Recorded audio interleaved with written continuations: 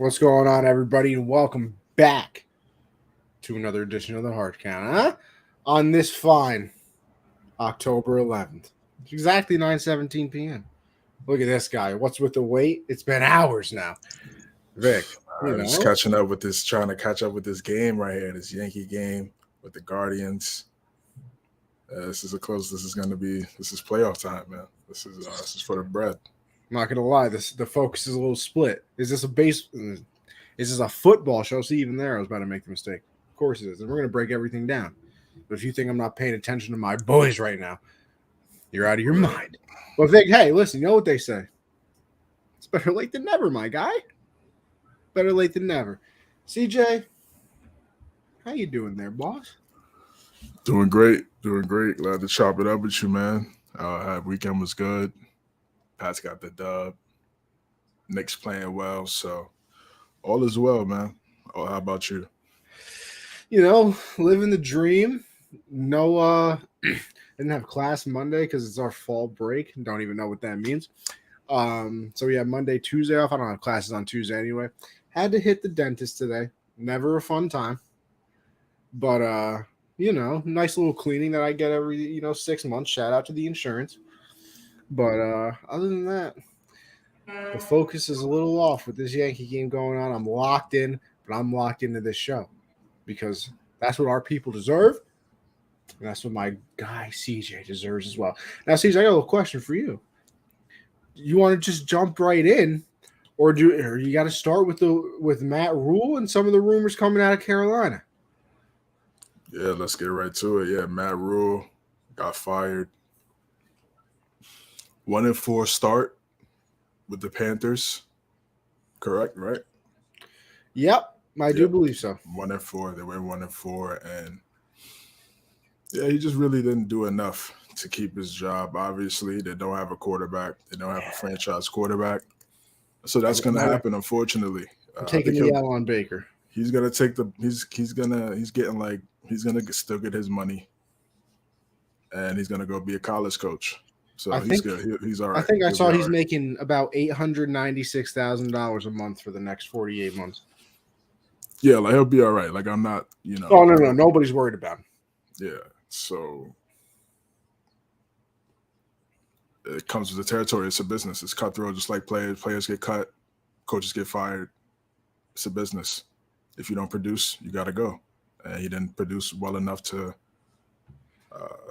the owner standards. And that's what's going to happen. That's time for a new change, and we'll see who they bring in. Well, I think they already But at the end of the day, at some point, they have to get a quarterback. That's the only way you can compete in this league. Well, it looks like they're going to have a top 5 draft pick, so they're going to have some decisions to make there. I do believe that they already brought in Steve Wilkes, who was – that might sound familiar.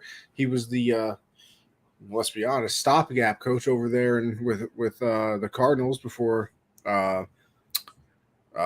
Cliff Kingsbury got brought in. Obviously, had Josh Rosen for that 1 year. We all know how that worked out. Josh Rosen is now Mr. Practice Squad.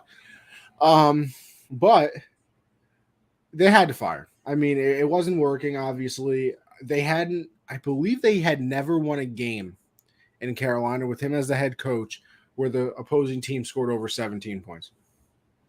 And I mean, I got something to tell you. Little hint here. The league is, an offensive league now. And you're not holding too many teams to under 17 unless they're pretty bad or your defense just decides to play out of their minds that day. And if you're not putting up any points, like 17, that's not like I'm serious. I don't know if the worst team in the league scores 17 points a game. Like, maybe. So your defense has to play out of its mind, or somebody has to have a bad day. But I don't think they won a game with a team scoring over 17 points. So Matt Rule had to leave. The defensive coordinator also got fired, I believe. But the thing that I'm very intrigued in that's coming out of Carolina is the fact that looks like they might be doing a little fire sale over there, CJ. I mean, listen, team's not good. Baker is now going to be out a couple weeks with that sprained ankle. Sam Darnold is still on the IR. You just fired your coach. they're just going to try and do a nosedive because seeing on Twitter that DJ Moore getting some calls from people. Mr. Christian McCaffrey, they're getting phone calls about. And let me tell you, the first team I saw that's interested somewhat in McCaffrey, did you see that, CJ? Is the Bills. Could you that was crazy. imagine? Yeah, I saw that. I was like, yeah, I'm good. That listen, we talk about how hard it is to cover people at this point now. Imagine an RPO with Josh Allen, CMC, and then the pass option is Stephon Diggs. And then, by the way, Gabriel Davis came out with 3 catches for about 260 yards and 2 touchdowns. Like, that's a tough cover. So I don't know where these teams are, not where these players are going to go. As we have our Baker tries to make plenty of moves to try to get better, and the coach isn't remotely turning it around and getting W's. Yeah, he's fired. Yeah, Baker's not good. Well, at least hasn't been this year. Last year I didn't want to say anything too crazy because listen, he was hurt, like very, very hurt. This year he wasn't. I guess you can say if you really want to be a Baker apologist, make excuses that he got traded there pretty late and he had to figure out the offense. But I mean, it's week 5. Like you've had the tail end of training camp, you had the preseason, you had the first 5 weeks of the season, and they're just not scoring. They're not scoring. They're not playing very well.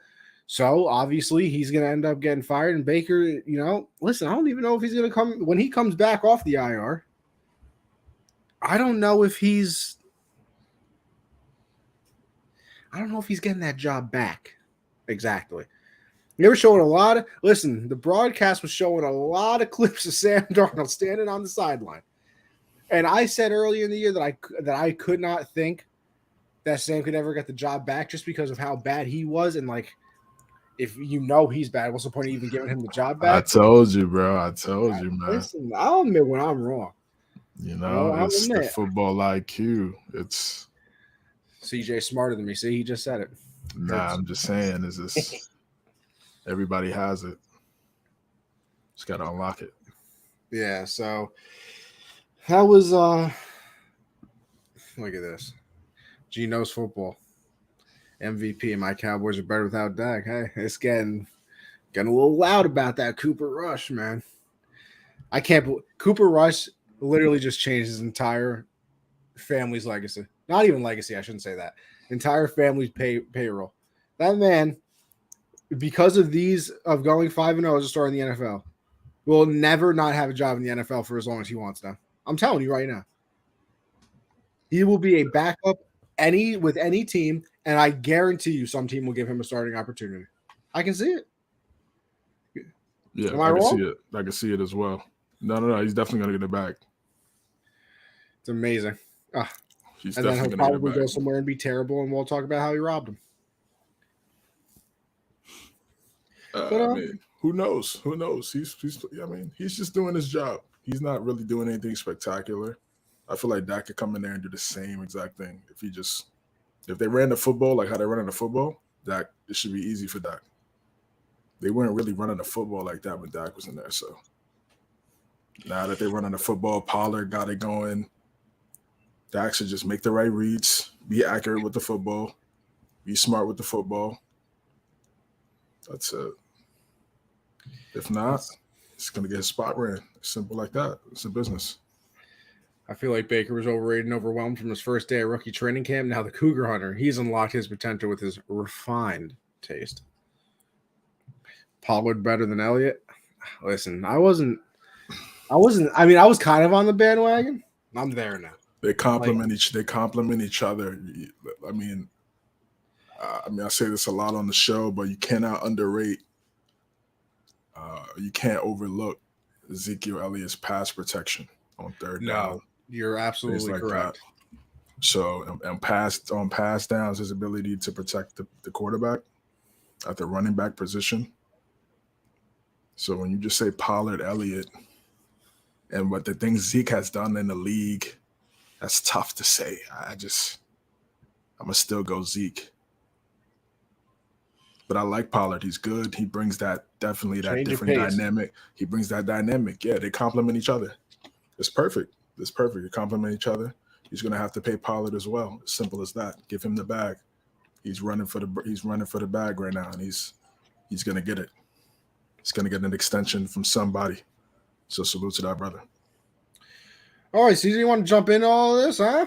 Let's Go into week 5. We'll start off with the Thursday night game. Oh, brother. We talked about that Sunday night game that put a lot of people to sleep. Listen, I was actually watching our show from last week back, and I said it. I predicted it. I said this was going to be a snooze fest. I said, and he was like, let's hope not. I was like, let's hope not. But I was like, yeah, I don't know. And lo and behold, wow. Not a touchdown scored. I mean, I don't know. If we didn't cover the game, I wouldn't watch. If we didn't cover the NFL, I wouldn't have watched that game. You see, this is the bad part about. And listen, football, CJ, it's possible that I'm just an idiot. This is a bad game, man. Like, it's possible that I'm just an idiot. Don't get me wrong. Because I still would have watched this game. That's the hold the NFL has over me. I'm telling you. Nah, the NFL doesn't have a hold over me like that. Oh no! Like I said, if we wasn't covering the NFL, if we wasn't doing the show, I would not. There's no way I'm watching that game, bro. After like the first quarter, I'm like, yeah, I'm good. And honestly, I was kind of leaning that way, but I'm like, you know what? Let me watch the game. Let me see what happens. Let me see if Russell. Let me see if the offense. Let me see if they get some drives together consistently. Let me see that firsthand. You know what I mean? Let me see that live for myself. So that's why I was like, all right, let me watch it. But this was just the same thing. Like, so Thursday was a bad look for Russ. Listen, it's a bad look for the franchise. Russ is confused in Denver. Like, still very early to say. It is very early, but it's getting 5 games late. Into his career as a Bronco. But it's getting late early. It's getting late early. 5 games into his career as a Bronco, we're gonna say it's gonna be a failure after 5 games. All right, I'm not saying failure. That's crazy. That's crazy. Listen, I understand they are struggling. Don't get me wrong, but to say they're gonna be a failure after 5 games? Are you serious? Got 12 games left in the season. Anything can happen. Are they 2? Like I said, even if it is a 2 and 3. Yeah, I think 2 and 3. 2 and 3. Okay. And then they were in all of those games. Oh, it wasn't like they got blown out. It was not like they got blown out. You know what I mean? So just to say this is going to be a failure, and all these people already jumping off the. I mean, I just wanted to see it. Like I said, us, we see it for ourselves. We make our predictions, but we trust the game for being pure as itself. The dude is missing wide open receivers in the red zone, and it's a hot read. Nah, that's bad. I will say you just gotta lock in. It's that simple. Everybody goes through ups and downs at their job, in their life, in their career. He's going through one of those situations right now. Everybody has a bad day at work. Everybody has a bad couple of days at work. We just human, man. So we'll see if he responds. That's it. We know what he's done in the league so far. He's a future Hall of Famer. So I think we should just relax on the. Calling him washed and this is. I will say that's crazy. That red zone interception in the fourth quarter where they were going to score the field goal to probably win the game 12-9. I mean, no, they should have won the game. He made some bad reads. Don't get me wrong. But that interception is one of the worst picks I've seen. It's right up. And listen, the next game too with Jacoby Brissett, his interception in the end zone, terrible. Wow. They're a really good team. I mean, and here's the thing that I don't understand, like, and we've talked about this a few times, CJ, like, you've had this time with Russ, like, and here's the thing, like, he wasn't going into a team that didn't have anybody. Like, the Broncos do have Judy, who, they always said was a pretty good route runner. Listen, I am not that high on Judy anymore, though. Like, Judy coming out of the draft, everybody thought was going to be amazing. I thought he had some potential. Judy is not that guy, let me tell you, pal. Cortland Sutton, I think Sutton is pretty solid. And, like, none of these guys are doing anything, though. And I don't know if it's their fault. I don't know if it's Russ's fault. I don't know if it's the offensive coordinator's fault. But they got to change something, because the one game that they've looked good in was the Raider game, which they ended up still losing. And I think is that the only game they've even scored anything into the 20s in? Yeah. And I mean, that's awful. Like, I know scoring is down in the NFL this year, but it ain't down that much. So, and here's what I think is going to happen, though. They're 2 and 3 right now. I don't know when their bye week is. I absolutely predict coming out of the bye week they get hot. I'll say it because I don't think it's going to be the same thing as what happened.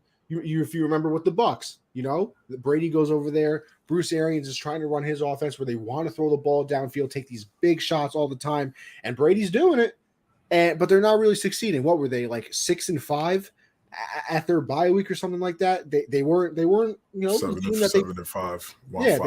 They weren't the team that they turned into. Right. I think in the bye week they sit down and they go, listen, we've tried this for this amount of time, and Russ is going to say, just give me a week of running some of the stuff that I like more and doing some of the stuff that I like more, and we'll see how it goes. If it doesn't work, we can try and go back to your way, and I'll really dive into it. And I'm not saying that he's not diving into it now. Obviously, he's trying, but like give me a couple weeks. Let me call some plays that I like. You think of that clip with Bledsoe and Brady on the sideline where Bledsoe goes, "Tell me, rookie, what plays do you like?" And Brady, I like the sticks and the over blah blah blah. Like let Russ and Hackett do that. NFL films, classic. Oh, classic. You can't watch if you don't know that clip, you're not a Brady fan. Simple as that. If you don't know that clip, you're not a Brady fan. They aren't doing anything because Russ can't even hit his first read. When a receiver beats man coverage in the red zone and no one's playing over the top, you can't get more simple than that. Listen, it's not to say that he's not struggling. He is. It's good points, man. Those are good points. And I will say the one thing I do hate, and I mean, I guess I can't really hate it, but it still annoys me. He's played bad, and now he tore something in his shoulder against the Raiders. What if he did though? Like no. But here's my thing. That could be really a real reason. No, I agree, but I just don't like it because I can guarantee you if they were winning, nobody would hear about it. But they're not. So I know, but that's what I'm saying. They're right there. So we're saying something's missing. So is it an injury? And that seems to be the case. So I don't know if he's going to play through it. I don't know if he's going to get the PT. Rizzo. Let's go. I didn't want to spoil it for you. I tried so hard not to say anything. 4-1, baby. Let's go. Things that you love to see. I didn't want to see CJ, the amount of restraint it took for me to not celebrate when that ball went out. Just for you, pal. I'm doing this for you, my guy. Appreciate that, brother. Yeah, I don't know why we both in New York. I don't know why it gets the delay, but do you have cable? I got the Spectrum app. Ah, that's why I got the direct cable. Okay, yeah. Shout out the parents. shout out the parents. Cable is expensive. Anyway, let's move on though, because listen, let's talk about a fun game, huh, CJ? Why don't we do that? 30-28, the Chargers win. CJ, I'm so mad. It was all right. Let me give myself credit really quick. I predicted that the Browns were going to run all over the Chargers and that they were going to win this game. They just didn't win. And the Chargers tried giving it to them. They really did at the end of that game, and we got to talk about it, CJ. Got to talk about the end of the game. But it's very hard to win in the NFL, I'll say, if you have an Achilles heel. Like a straight Achilles heel. And I'm real worried about the Chargers that they obviously have them. They can't stop runs. I think Chubb at one point had 10 rushes for 120 yards. He had 120 yards. Like, I don't know how, like, you know what the Browns want to do, especially without Watson. That's my thing. Like, and this is where I will give Bill credit. And we've been spoiled. Like, how do you let the number one thing constantly beat you? Like, don't you think you would go into this game, put 8 in the box, and be like, listen, Jacoby, you're throwing the ball 45 times to win this game, or you're going to run into a wall of 8 people? Like, that has to be, like, the mindset when you know somebody is going to do something. And the Chargers have that Achilles heel of not being able to stop the run. And they ended up winning this game because, they ended up making more plays. And you have Justin Herbert and Austin Eckler went off. I think he had 3 touchdowns in this game. But, like, very, very good game. And then, CJ, I'll give it over to you, because then I really want to talk about the end of the game and that 4th down call and everything that goes into that, and Keenan Allen's tweet and everything. But I'll give you the floor, and then we can really dive in.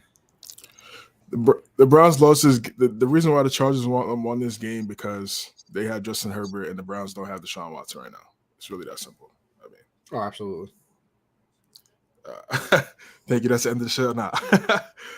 Listen, you're exactly right. They're able to run the football, and the Browns are a really good team. If they listen, like I just said, if Watson was there, they're probably 5-0 because on those drives where Brissett throws interceptions, Watson either leads it to a touchdown or a field goal, increasing the points and the amount of possessions needed taken to get the lead on the Browns if that situation presented itself. So he's a game manager, much better game manager, obviously a better playmaker than Jacoby Brissett. So Justin Herbert's able to make those plays. If Watson's in there with the RPO with Chubb, look, what are we talking about? Chubb is elite. Yeah, that run is going to be crazy. That run offense would be crazy when Deshaun gets in there with Chubb. Chubb's unstoppable. He's going to go down as one of the greatest running backs of all time. You think he's the best in the league? It's him and Saquon right now. So I mean, what Saquon is doing right now for the Giants, we're going to get into that. Obviously, is definitely special. But yeah, Chubb consistently, year after year, 1,000 yards, 1,200, 1,300, 450, like it's just nonstop. Double-digit touchdowns, I feel like, or a high number of touchdowns. Just everything's in the top percentile for running backs with that guy, man. He's an elite running back. Their scheme is also elite as well. I got to give Stefanski some credit. But again, they don't have the quarterback. And look, honestly, looking at that division, Deshaun was in there. They could be winning it. They could be winning the division. Crazy as that sounds. I'm telling you, man. So, this is like last year was weird in the way of like the Bengals we didn't expect. And like, there were a lot of, fun games that maybe we didn't expect. This is weird because I don't think any of the teams that everybody thought was good are like that amazing. The only two teams you can look at and are like, oh yeah, everybody knew that, are the Bills and Chiefs. Everybody else is like, what the hell happened? The Packers, nobody. I mean, I thought maybe you take a step back offensively without Adams. I would say more just the Bills, because everybody was like, oh, look at the division. Who knows? The Chiefs, they might not be. Oh yeah, you're right. So people did have their questions for sure, but no, yeah, go ahead, yeah. I mean, the Giants, nobody thought they would be 4-1. The Jets, the Jets are in the playoffs right now. They're 3-2. I mean, listen. No. I know. Listen, I know. 7th round rookie quarterback. If they do it, that'd be incredible. Of course, like you said, 7th round rookie, quarterback they were facing against the Dolphins. Not exactly Tua or even Teddy Bridgewater. So calm down there. But like they're 3-2. Maybe I won't say everybody. I can only speak for myself. After Dak went down, Dallas season was over. The Dallas season was over to me. Now, Cooper Rush comes in and wins 4 games in a row. They're 4-1. Eagles, I was very high on them. You knew that. 5-0 now. Only undefeated team in the league. So there's some. This is like a weird year, and the Ravens, like their second half struggles, is weird. The Bengals not being that good on offense is strange. Like it's weird, man. Let's go New York Rangers 2-1 over Tampa. We got so much going on. I forgot NHL started today. Yankee playoff game. We're doing this show. And you know what? I will say, with all of the entertainment, New York sports is up right now. I will say that. Is up. New York sports is up. Next preseason, 2-0. Jets, Giants doing pretty well. Well, besides the Mets, of course. But what else is new? Yeah, unfortunately, the Mets. But I will say, they still have a solid nucleus going forward. So I'll say this. With all these entertainment options available, everybody, I appreciate the people that tune into this show. You could be doing a lot of other things. The streaming era, the live sports we got going on right now. Hell, you could be playing a video game, but you're here with us listening to some football, and I appreciate that greatly. Yeah, we definitely appreciate it, guys. Definitely, man. Again, the Browns, they're a good team. For them to be able to put up 28 points with a backup quarterback And every single one of their losses are because Brissett is just not good enough. Bro, that The interception. Jets game, the Falcon game, and this game. So those are the 3 losses right there. That last drive was the most Jacoby Brissett thing ever. That incredible spin, he runs around, gets out of the sack, and then all of a sudden it looks like they're about to, either score a touchdown or get a field goal to take the lead. Throws an interception in the red zone. And then the thing I wanted to get into, that was tough. I mean, that as a fan, you're watching the team go down the field. Yeah, we're about to get this touchdown or field goal. They could have hit a field goal. And for that game, for you to think your team is they're right there on the precipice of scoring a touchdown, and for the last image of you at the stadium, it's Jacoby Brissett throwing an interception. You don't know when you might not. You don't know when you might go to another game. Well, you see, what That's makes tough. that even worse too. You don't know what somebody's situation is like. That could be their first game, only game in a minute, and that's crazy. But hey, you got to experience that. It's a heartbreaker. That's the beauty of the NFL. If you to think, yeah, we about to score and win, and boom, you see him. Why did he throw across his body instead of running it? I don't know. He had an opportunity to run, at least run it. It was 3rd and 7 or something like that. It was like 3rd and 7. All you had to do was run, at least go get to the sideline, put the ball out in front. Trying to do too much for what? You did a perfect job of getting down there, and then right at the end you want to do too much. And he's done that so much already in the season. It's like you would think it would click for him to be like, yo, let me just relax, especially in the red zone. That's what you should be the most relaxed. Even though it's a lot of tension in there. Don't get me wrong. I'm not saying it's easy, because in that red zone, all them bodies flying next to you, you seeing everybody's in the red zone. Yeah, it's difficult. You know what I'm saying? You got to think about it sometimes from a player perspective, bro. Like, listen, CJ, we play everybody. Nah, it's different though. Everybody scoring at the red zone is mad and real difficult. Imagine real life. No, it's much different. It's much different. You got these bodies flying at you. You can't even really look at them, because if you do, you can mess up the timing between you and the route and the receiver. Like I'm not trying to downplay these people when we be out here criticizing, bro. I understand how tough this game is, but you still gotta, you gotta perform. If you want to get the money and get your generational wealth, you gotta perform. So that's what he has to do. He has to play better. He has to play better. Like now, like when Deshaun gets there, when Deshaun gets back, they're gonna be like, "Oh, look at these losses that we had that we shouldn't have had." That's what everybody's gonna say. That's what they said, right? I saw that. Because the new NFL PA, what's it called? The bargaining agreement, whatever. That's what it's called. CBA, right? Yeah, the CBA.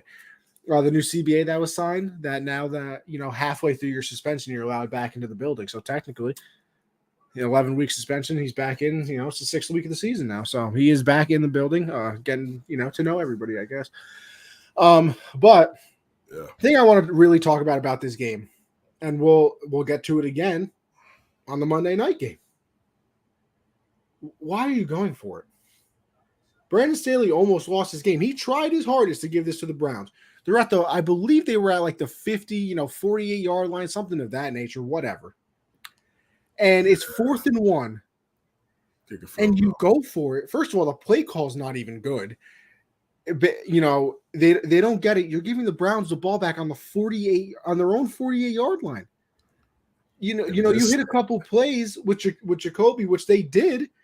They're going to kick the field goal from a guy who made a 54-yarder, I believe, against the Panthers to win that, and he ends up missing it. It's 52 yards, but you were this close to losing that game. What? To be aggressive? Like, punt the ball away. Tell your punter to hang it in the air as long as he can, or kick it out of the sideline, put them inside the 10-yard line, make him drive 90 yards to kick the field goal. If you lose that way, I can accept that much more than going for it, to me, like an idiot. I don't understand it. And everybody's going to feed me the analytics. And, if they had gotten it, gave them like an 85% chance to win. Like, I don't care, sir. How do you not understand simple football decisions? Like, to me, that's not even very difficult of a decision to make. And then, you have Keenan Allen too, who everybody loves, the aggressive coach. We understand that. Keenan Allen tweeting now on his Twitter, man, it's a good thing we won that one because man. And then, you got Staley coming out like, oh yeah, me and him have a very good relationship and, whatever. But like, and Keenan Allen's never going to be like, yeah, I absolutely hated the decision. But behind that tweet, there's some like, bro, are you serious right now? Of course. Like, do you think it's stupid or is it just me? Everybody was like that. Like I said, these guys are human beings. Like, listen, I don't know who these guys are talking to in terms of analytics. The iPads. And this is why I'm a fan of Belichick, because he's still old. He's still old school, and he doesn't do crazy stuff like this. He still keeps it old school. Like what McDaniels did on Monday, like that. And listen, like I said, we'll get to that. Should be tied. We should be in overtime right now. And I get it. Yeah, they still got the ball back and an opportunity to still win it and get the field goal. I get it, but I didn't understand going for two. No, it didn't make any sense. Especially in the Raider game, there was 4 minutes and 37 seconds left in the game. Like, if you make that decision with 20 seconds left and you just want to go for the win, like, yeah, hallelujah, have fun. But like, right. What is the point of that? You act like and he said, oh, because they had a lot of momentum, our defense wasn't doing too well.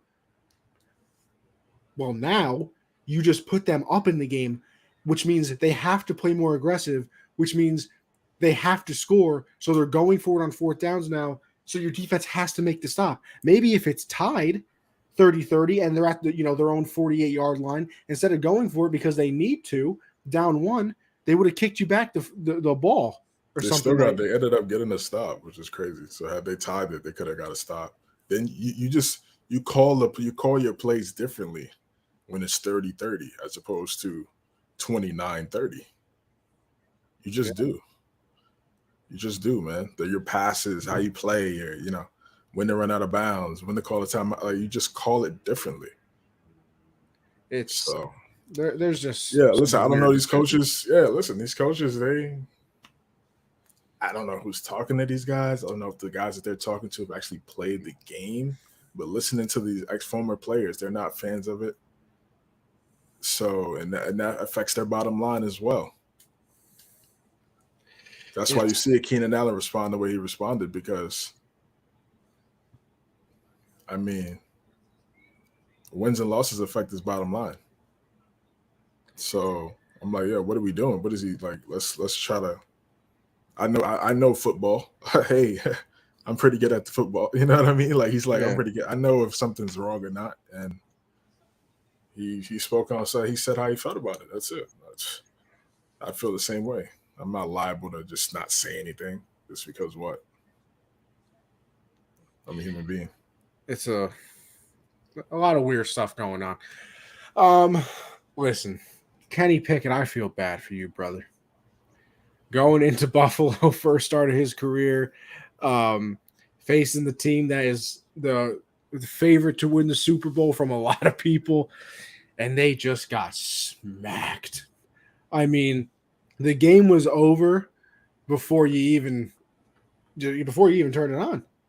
I mean, it got out of hand real quick. I guess we'll hold up. I don't think all situations are the same. Like the Ravens going for it on fourth and goal, entirely right move, but the Chargers going for it on 4th and 2 are not the same. I still fourth and goal last week. That's what talking about for the Ravens. That was an awful decision to me. Like, the Ravens one might be worse than the Chargers one because that one lost them the game. Yeah, it should have kicked the field goal. That's what. Yeah, last week it should have did the same thing, kick the field goal. I don't understand, brother. Listen, we're trying to win the game. All this extra go for two. This is not college football. This is the NFL. Kickers get paid to kick the ball. You get paid to do one thing. And it's Justin Tucker with the Ravens. Exactly right. Exactly. Like you have probably top 2 greatest kicker ever on your team. So, I mean, you should feel like you're in that advantage in the special teams area, which you are, obviously, which is why they won their game on Sunday. But still, I'm cool with being conservative every once in a while. Situationally, yeah. There's times when I'm watching the game, like, yeah, you got to go for it, and they end up going for it. Yeah, you got to in certain moments. But PAT, yo, just kick the ball. Let's tie it up. Let's get a stop. Let's get the ball back, and then let's go win the game. Not go for 2, and now you're down 1, and now they could really position and run the clock out, and they call their plays differently. You got to call your plays differently as well. You might want to be aggressive. The chances of throwing an interception were less than 1%, but he threw the interception, so it's 100. Like if they kicked the field goal, it would have been a tie game. I guess for me, it's like I've been watching a game one way for so long, right? And I feel like that's the purest way of football. And to me, PAT, man. PAT. Like, I hear what you're saying. I know this is the new math, new analytics for football. But so far, it's not really working. I've seen much more failure than success. Even worse, you would have won the game then. I don't know, because when the Bills go down and kick the field goal, now it's tied. They don't win. So I don't listen. Yeah, it's an opposite of beliefs, but doesn't make any sense to me. Anyway, the Steelers and the Bills. Like I said, I respect this. I respect that side, and like I said, they're important. But for me, brother, I'm just still. I think the NFL football at its purest is better than anything. So. Kenny Pickett gets absolutely destroyed. I believe he had over 300 yards passing, but a lot of that came in the second half of the game when they were already down, double digits. The line in this game was -14, and there was never a point in this game where anybody was scared that they weren't going to hit on that. You got Case Keenum in at the end of the game, obviously, because I think Josh Allen had about 340 yards or something and 3 touchdowns at halftime, or 4 touchdowns at halftime, I want to say. So, yeah, the game was never really close. But this is what you have to expect from the Steelers. They're terrible without TJ Watt. I think they might be 0-7 now without TJ Watt when he misses games, obviously. So it changes their defense a lot. And the offense just isn't good. Like, the offensive line is not good. So they can't get anything going for Najee. Everybody, with the young quarterback, really get the run game going. You got to get the run game going. Well, you can't get the run game going when it's, Najee Harris running into people the second he touches the ball. And then, we can have these good wide receivers. You have these good wide receivers. Okay, you can't get the wide receivers the ball when Kenny Pickett has somebody in his face immediately. The offensive line is terrible. The play calling is bad too. I mean, I saw you always see people fire the offensive coordinator when things aren't going right. And I was like, okay, I haven't really seen too many of the Steelers games, whatever. And I finally saw, it was TikTok, believe it or not. Like, they called 3 run plays in a row and they all got stuffed and then he just punted away. Like, how was that ever your thought process?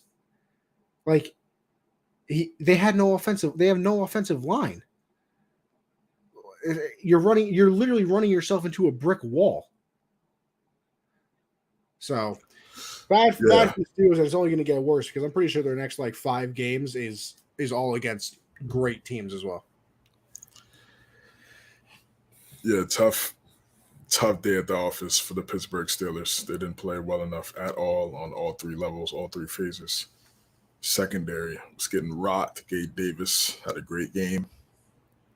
Josh Allen did a really good job. In Buffalo, it's just a different atmosphere. That home crowd, the way they're going to be yelling and screaming, and, it's like having an extra player out there. with that fan base and everything they got going on. So, it's different. It's different, and they're a good team. Again, I still feel like they don't have a running game outside of Josh Allen. James Cook has been such a disappointment. Yeah. He I thought James Cook was coming in there and taking that job. He just hasn't done anything. And I think we kind of just looked at it because of the last name and just expected. But you know what, we shouldn't have did that. Maybe he'll get it together. He's still young. He's a rookie. We'll see what happens. But the McCaffrey talk, it's interesting, man. I was going to say, let me ask you this, because I had this conversation with Josh yesterday, obviously. What would you give up for McCaffrey if you're the Bills? Because you are this close to a championship. And I don't it's not like it's an elite pass rusher or a lockdown corner. So it's not like you're desperate for that, but you're this close. And McCaffrey really could help you. What do you give up? Because I said I would call him, I'd offer him a second and a fourth. Yeah, second, fourth, and a conditional, 6th rounder or something like that. That's it. I mean, he can't stay healthy. So, if he was healthy and putting up crazy numbers, which we expected him to if he was healthy and on the field, obviously, first-round picks. But because of the health, we automatically jump down to second round. We just automatically do it in our football nature. So, yeah, I would do that in a heartbeat. Listen, I know. I wonder what the Panthers want, obviously, but yeah, if I'm the Panthers are going to want first-round pick. They're going to ask for first round. They're going to obviously ask high. They're not going to just send him to Buffalo. You know what I mean? Here you go, Buffalo. Go get McCaffrey. And, oh, wow, what if he stays healthy in Buffalo for the rest of his career? And now he has him and Josh Allen. Wow. Would that be crazy? So we need compensation. So, but I think realistically, I think like what we just said, a second, a fourth. Starters, people that are going to play, whether it's special teams, offense, defense, those a second and a fourth are going to be on the field at some point. Especially if you're going to have a high first overall pick and maybe you want to get back into the first round, you can take a couple of your seconds, trade back into the first round and get another player. So exactly. Because that's the other thing. DJ Moore is looking to get, we talked about that. So they're all trying to get out of there. I mean, you're getting a first for DJ Moore. I think you are. I don't think so. Really? Okay. No, you think he's gonna get it? You think he's a first round? He's worth a first round. What did Amari Cooper, a 5th round pick? Yeah, but we also realized how bad of a trade that was after the wide receiver market exploded. Yeah, it's a bad trade. Exactly. That's my point. But he still got traded for a 5th round pick. So you're telling me DJ Moore's going to go for a first? You don't think DJ Moore's better than Cooper? He hasn't put up better numbers than Cooper. And Cooper still had a really good year last year. And I like DJ Moore, but I understand why his numbers aren't like that because, like I said earlier, they don't have consistent quarterback play. So I'm not, you know what I mean? I know he's talented. But I don't think he's tight. He could be a top 10 wide receiver, but when you say, I think you can name 7. Oh no, I agree. Much better wide receivers than him right now. Oh no, I absolutely. And I think those guys, those 7, maybe 8 guys, you'd be like, yeah, no question, first round pick. Devontae Adams, Tyreek Hill. Is he on that level? Not yet. So that's what I mean. That's why I say he'd be second round. I say he'd be a second round as well. 3 straight seasons of 11, at least 1150, 4 touchdowns in each of those seasons. Good player. No, he's a good player. He's talented. He's talented. I'm not taking nothing away from him. Like I said, he's talented. For him to put those numbers up again without consistent quarterback play, it's special. But I'm just looking at it from how I've seen from past. Honestly, the most recent wide receiver trade, which was, from a star wide receiver trade, was Amari Cooper, and he was a 5th rounder. 19, 15, and 14. Who's that for? That's for DJ. Oh yeah, definitely. Well, he's gonna ask for an extension though. He's gonna say after the 19, he's gonna rip this up. Let's make a new deal. Him and his agent. That's You know how that goes. Yeah, you're right about that. I will say.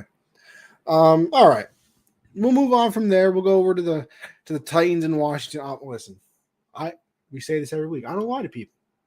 I don't lie to you folks out here. Game never touched my screen. Not one time did this game touch my screen. But I will say, I know Wentz is not great, obviously. Probably not even good at this point. But for Ron Rivera to come out and they asked him, they were like, why do you think the other teams are doing good? And he's like, quarterback. Oh, what are you talking about? Like, what happened to protecting your players and not starting something in the media? Like, yeah, if you want to go have a closed door meeting with Wentz and be like, bro, Cooper Rush is 4-0 on the year and we can't win games. Like, what are you doing? I understand maybe that. Maybe he has had that conversation. We don't know. I just hate. I don't like the calling that thing out in the media type. Yeah, no, I'm with you. Yeah, it creates distractions, and now the reporters are going to be hounding these players like, oh, what do you think about? Did you agree with Rivera? Is it the quarterback? Yeah, it's a bad look. It is. Now, I think it was a bad move by Rivera. I don't know if he's trying to get out of his deal and get paid on the back end as well. It's like, you know what, let me get out of here, but I still want my money. I don't want to be a part of this organization. I don't know. I don't know why he would say that. It doesn't make any sense. But Titans, they needed this win. Derrick Henry played well. Yeah. I mean, again, this wasn't a game that wasn't on my radar as well either. But we definitely have priorities here, CJ.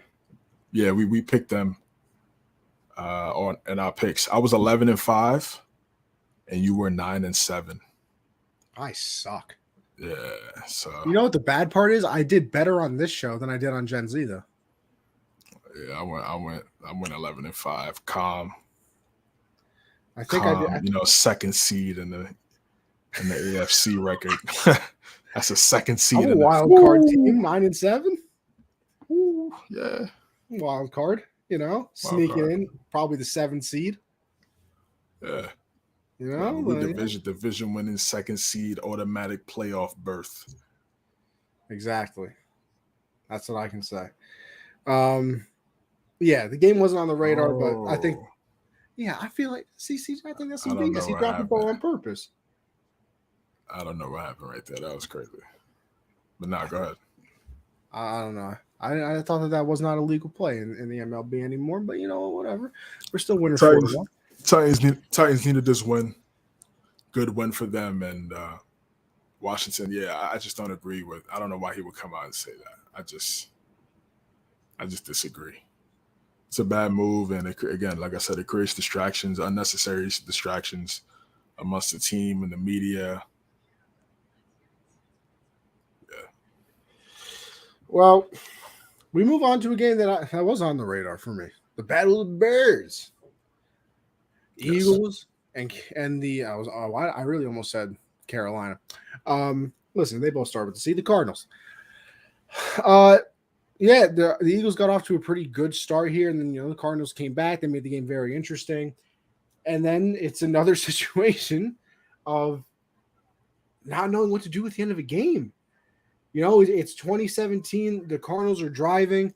They're on the other side of the 50. They're in Eagle territory at least, and Kyler Murray on a second down scrambles, slides, but is short of the first down. Then comes up to the line and spikes the ball because I believe that they were out of time. Yeah, they were out of timeouts. Spikes the ball, and then you have to kick the field goal on 4th down. You obviously can't go for it anymore. I believe it was I want to say it was like a 48 or 50-yard field goal. So listen, with the way that we've seen kickers in the NFL these days, that is very doable. But I mean, you had a 3rd and 1. If you don't spike the ball, you just go up, you run a play, you hopefully get the 1 yard, and then you can, start spiking the ball as you get closer and closer, run some plays out of bounds. But that didn't happen. The Cardinals have to kick the field goal. They end up missing it. And then now I saw today that, Kyler Murray was saying that the coaches were the ones that told him to spike the ball in his ear and things like that. So I don't know if that's the true story, if they were just like, hey, let us take the blame. You've got through enough with the contract situation. That didn't make. But that's a bad management. Spiking it on 3rd and 1 made no sense. It's He's supposed to try to get that first down. I don't know. yeah, and so what do you? They're 5-0. Oh, They but they beat didn't have any everybody. timeouts, right? No, they did not have any timeouts.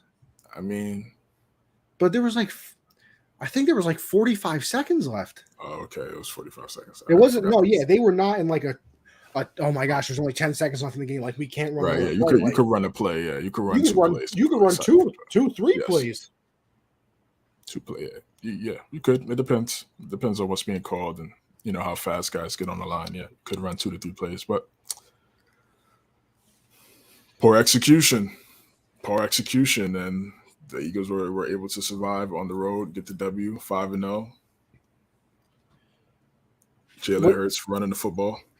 I saw something crazy that he has more rushing yards than I think than Alvin Kamara, has more passing yards than Aaron Rodgers, has a better QBR than Brady, more touchdowns than this person. Listen, I thought that he was going to be better because me and you kind of both agreed that last year was his true rookie season. But he's taken a solid leap, and you put a lot of it on the fact that they run the ball very, very well. Miles Sanders has talked about a career resurgence at least.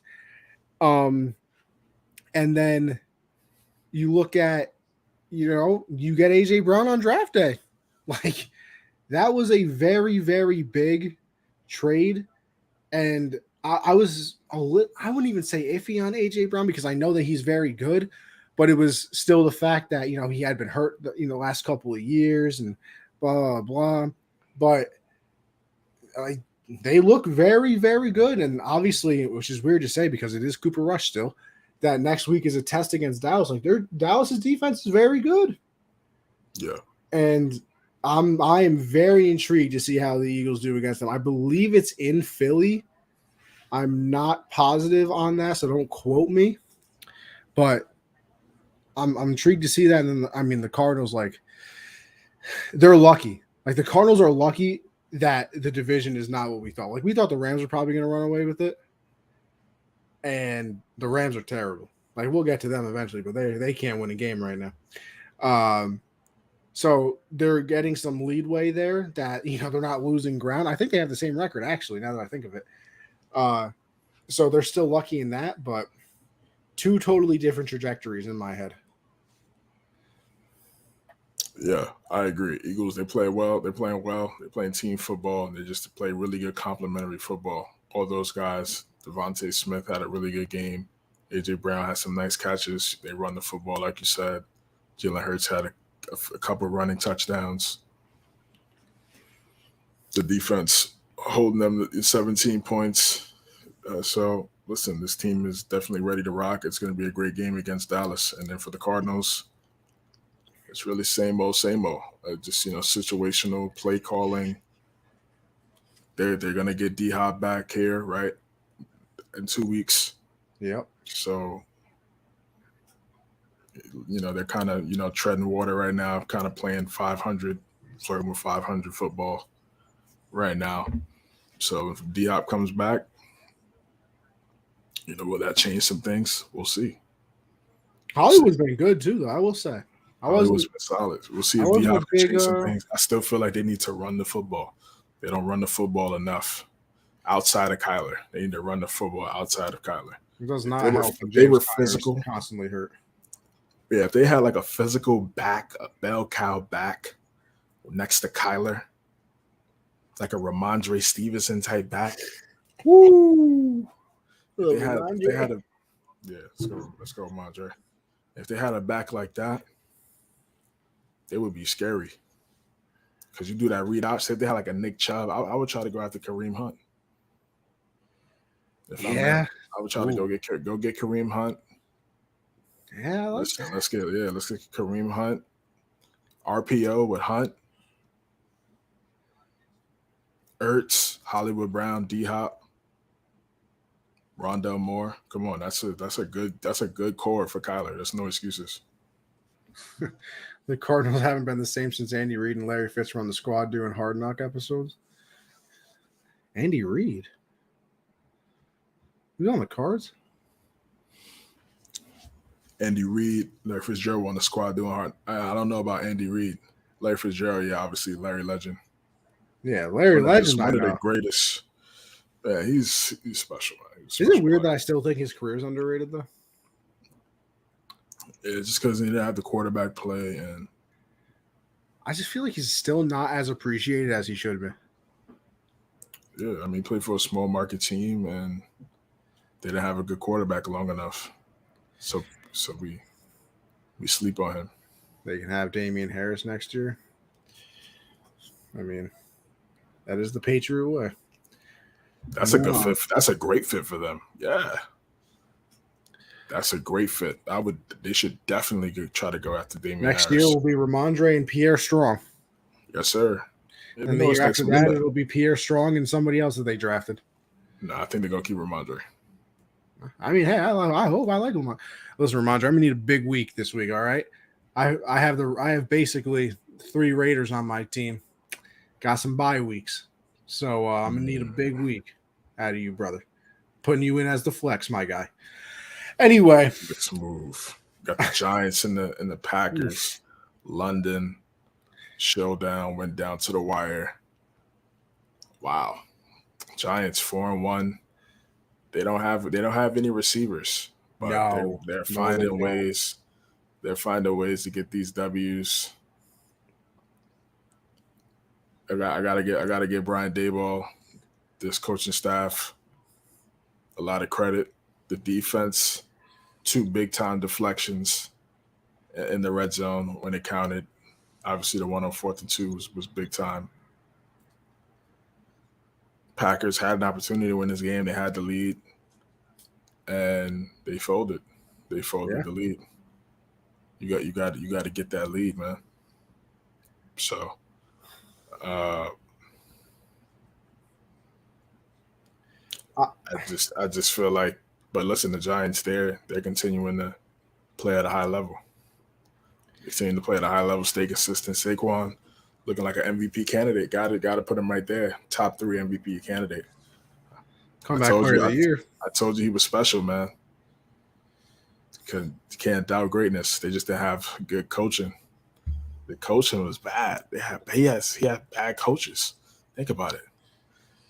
Think about who he had. McAdoo, right? Didn't he have McAdoo? That was probably his first year, I would imagine. First year McAdoo, then they went to Shermer, Joe Judge. No. They had Shermer, Pat Shermer. Then they had Judge. Now they got Daboll. So this guy's had 4 coaches in 4 years. So yeah, it's not pretty.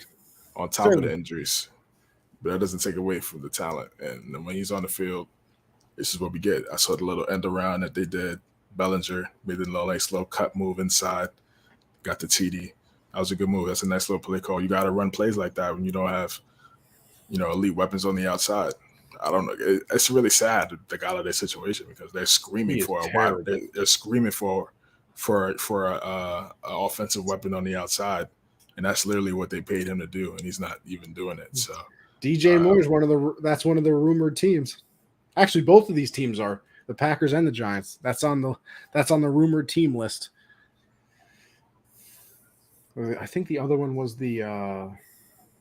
We'll see if the Packers do. When's the last time the Packers made a big trade?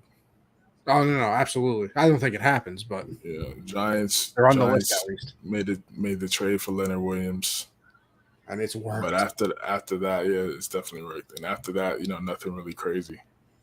So yeah, that would be a big trade if they was able to get DJ Moore. Yeah, what are they giving up? I'm giving up Galladay.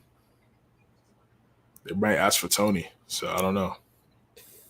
I wonder if they want players though or draft picks. They're gonna want draft picks and probably a player, but they might ask for Kadarius Toney. So, but I would trade Tony. Oh yeah, I think it's worth it for sure. Yeah, big slinky guy, by the way. I've been playing with this the entire show. Got a nice slinky. Gotta love it.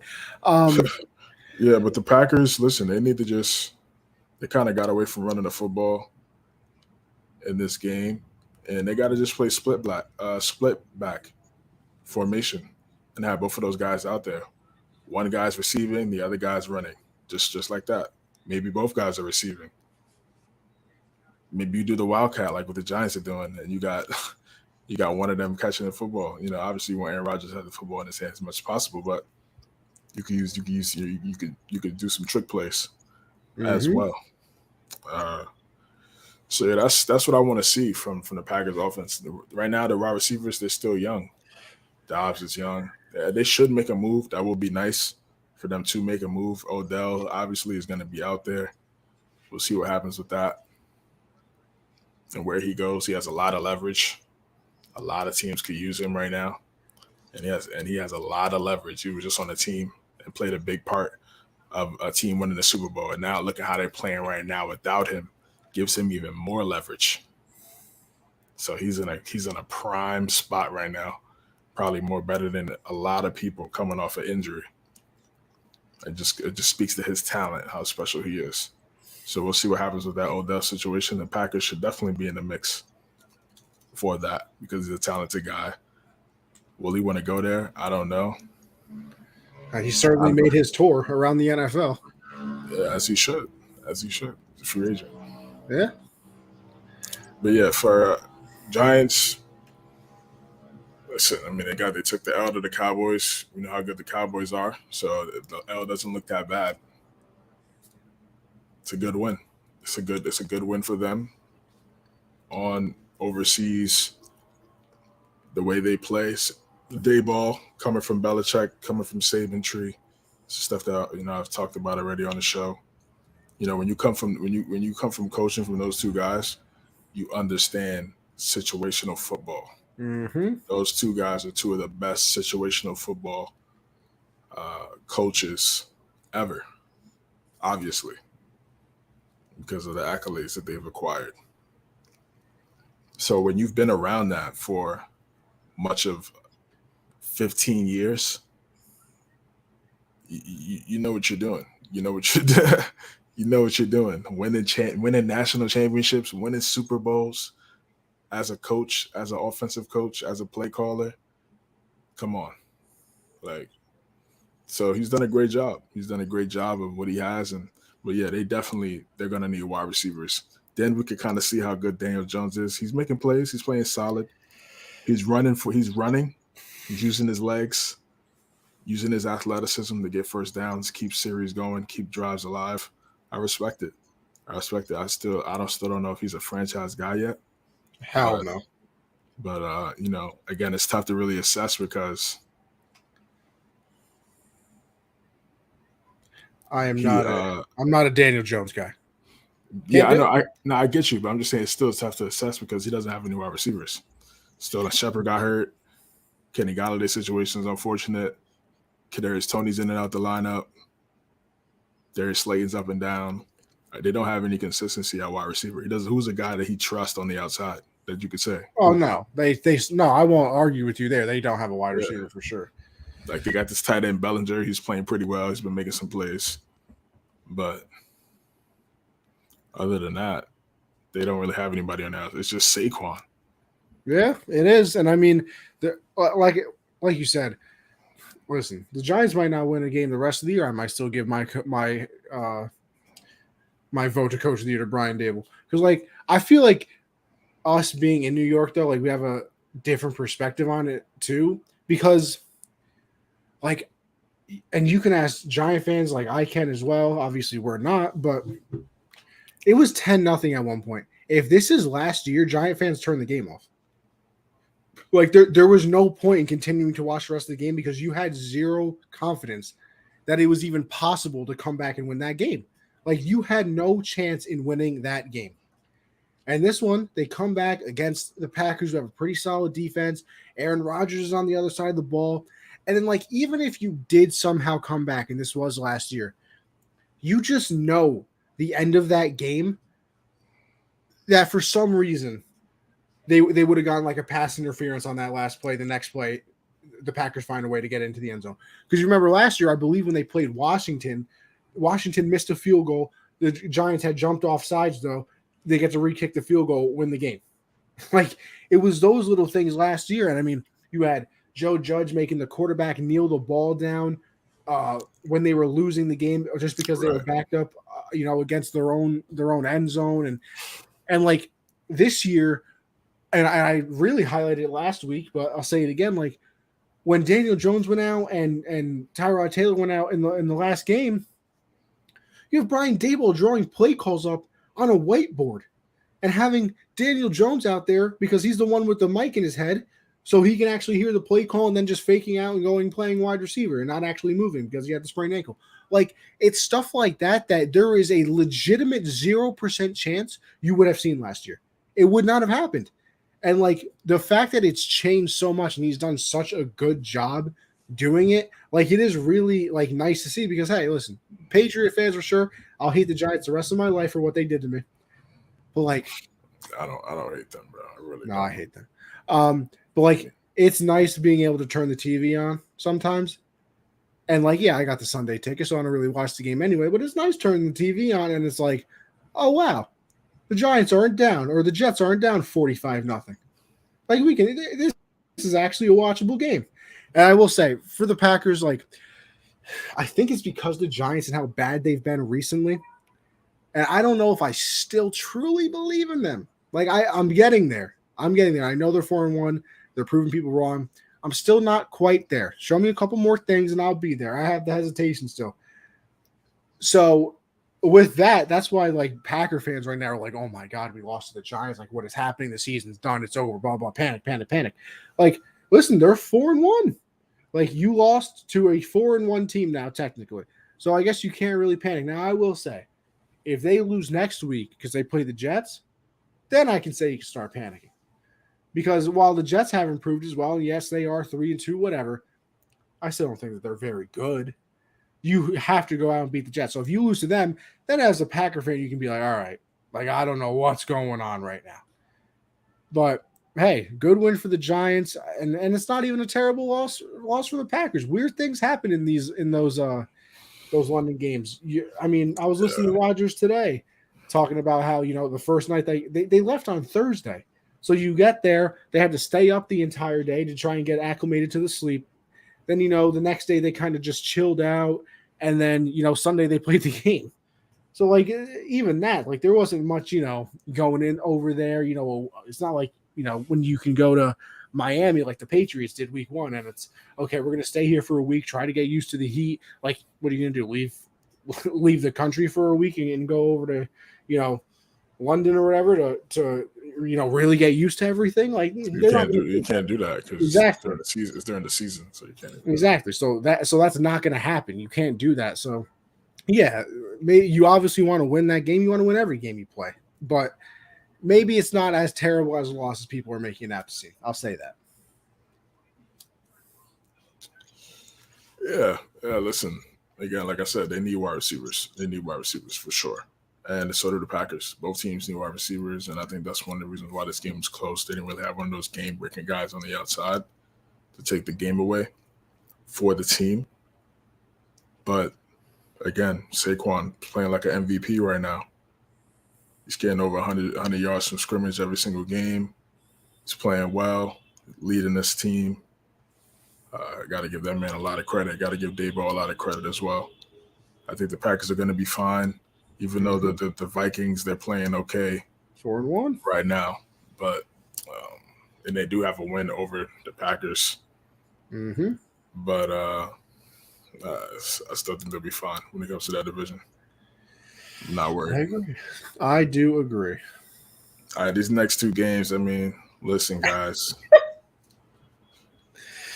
I mean, if just real quickly for the Jags and the Texans.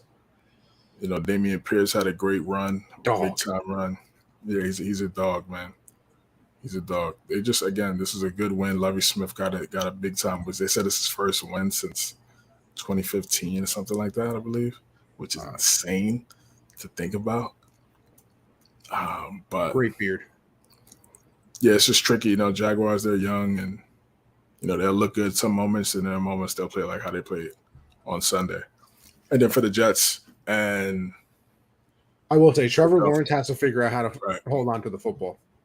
Like, yeah, we always kind of said stuff about Daniel Jones' fumbling problem. His first couple of years. Like, This dude fumbles the ball a lot. 4 fumbles in that game against the Eagles, and I think he fumbled again in this game. Also threw 2 interceptions. Like, Trevor, you're supposed to be the Lord and Savior. Yeah, that's why I don't like anointing these guys. I don't like doing it, especially they were saying since Locke, Peyton Manning. I'm like, okay, let me see it. Yeah, We're gonna find out. And right he was now, the greatest thing since Locke Elway. yeah, right now, he's going through his ups and downs as a young player. So I'm not, fully. I don't think the verdict is still not out I agree. on Trevor Lawrence. And then for the Browns and the Dolphins and the Jets, Teddy Bridgewater literally throws one pass, then gets hurt. So prayers up to him. They said an elbow, head. Okay, that's all I have to say. I don't know what the Dolphins do with their medical staff and I guess they hired new people now.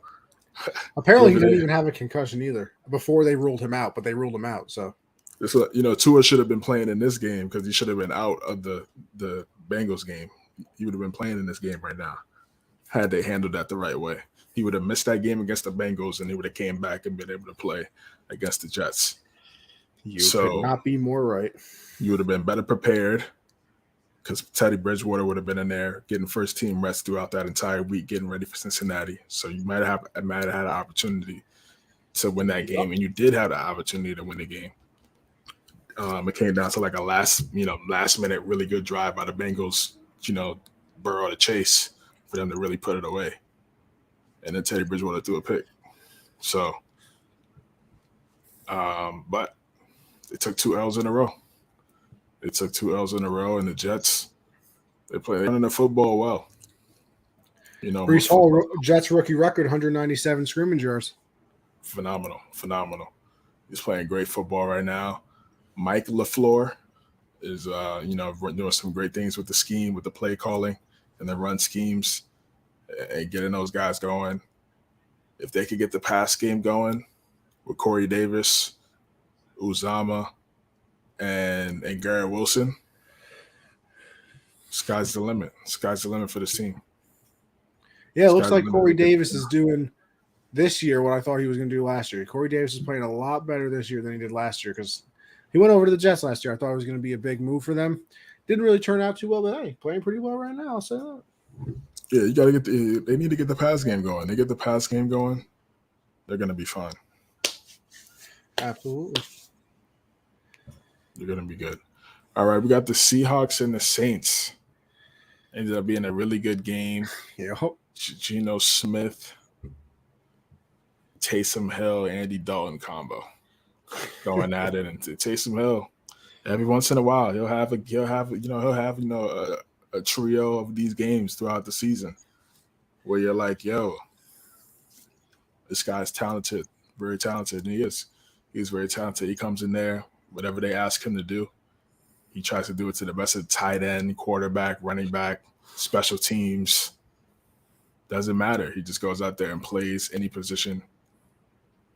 He's definitely one of the best offensive weapons. This is what Tebow was supposed to be, at least. This is what Tebow was supposed to be. Stop discrediting of my dress like DJ Khaled. We the best. Not discrediting y'all, bro. Like I said, y'all good. Y'all still young. I'm not saying y'all going in. Y'all not going to. I don't think y'all going to the playoffs, but you're getting good games in for this young team, which is good.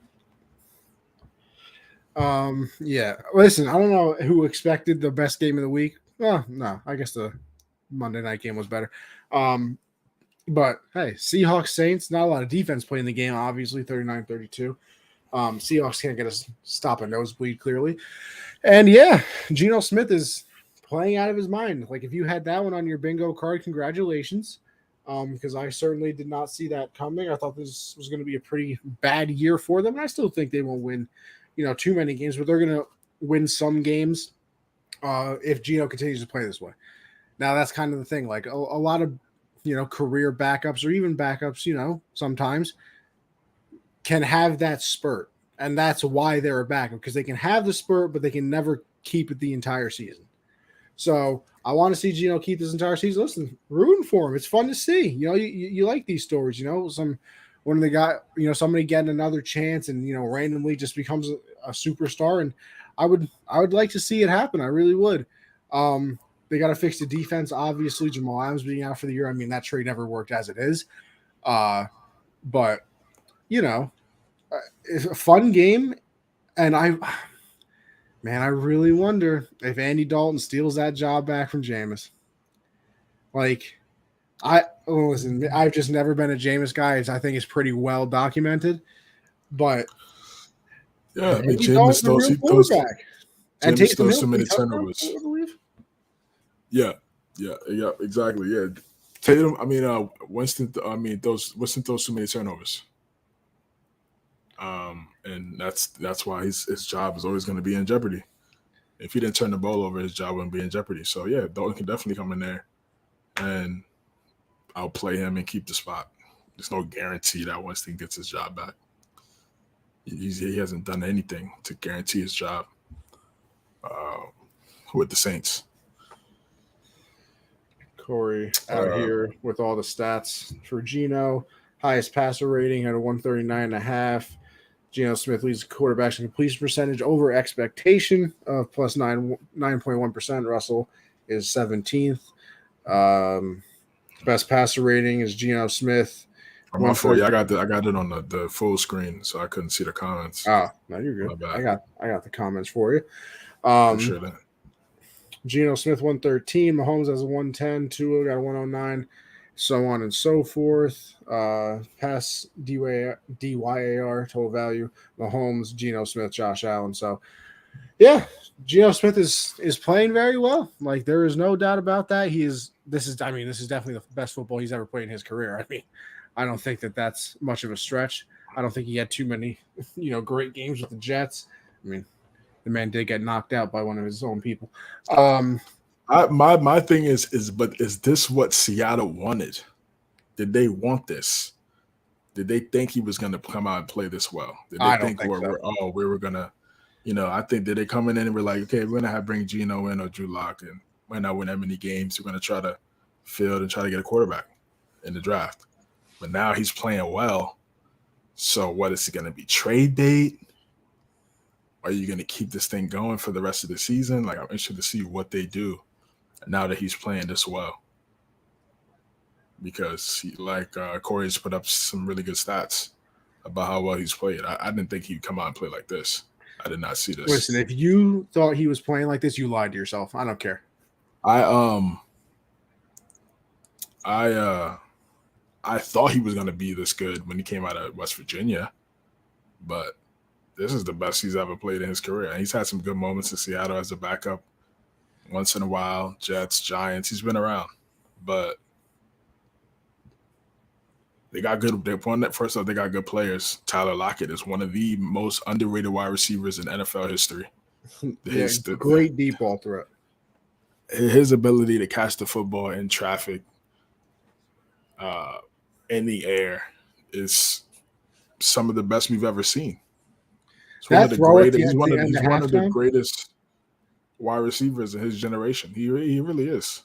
He really is. I don't think people really talk about him enough. He is one of the. I remember watching him at Kansas State, man. I remember watching him, bro. Just watching a regular Kansas State game that'd be on ESPN on a Friday, bro.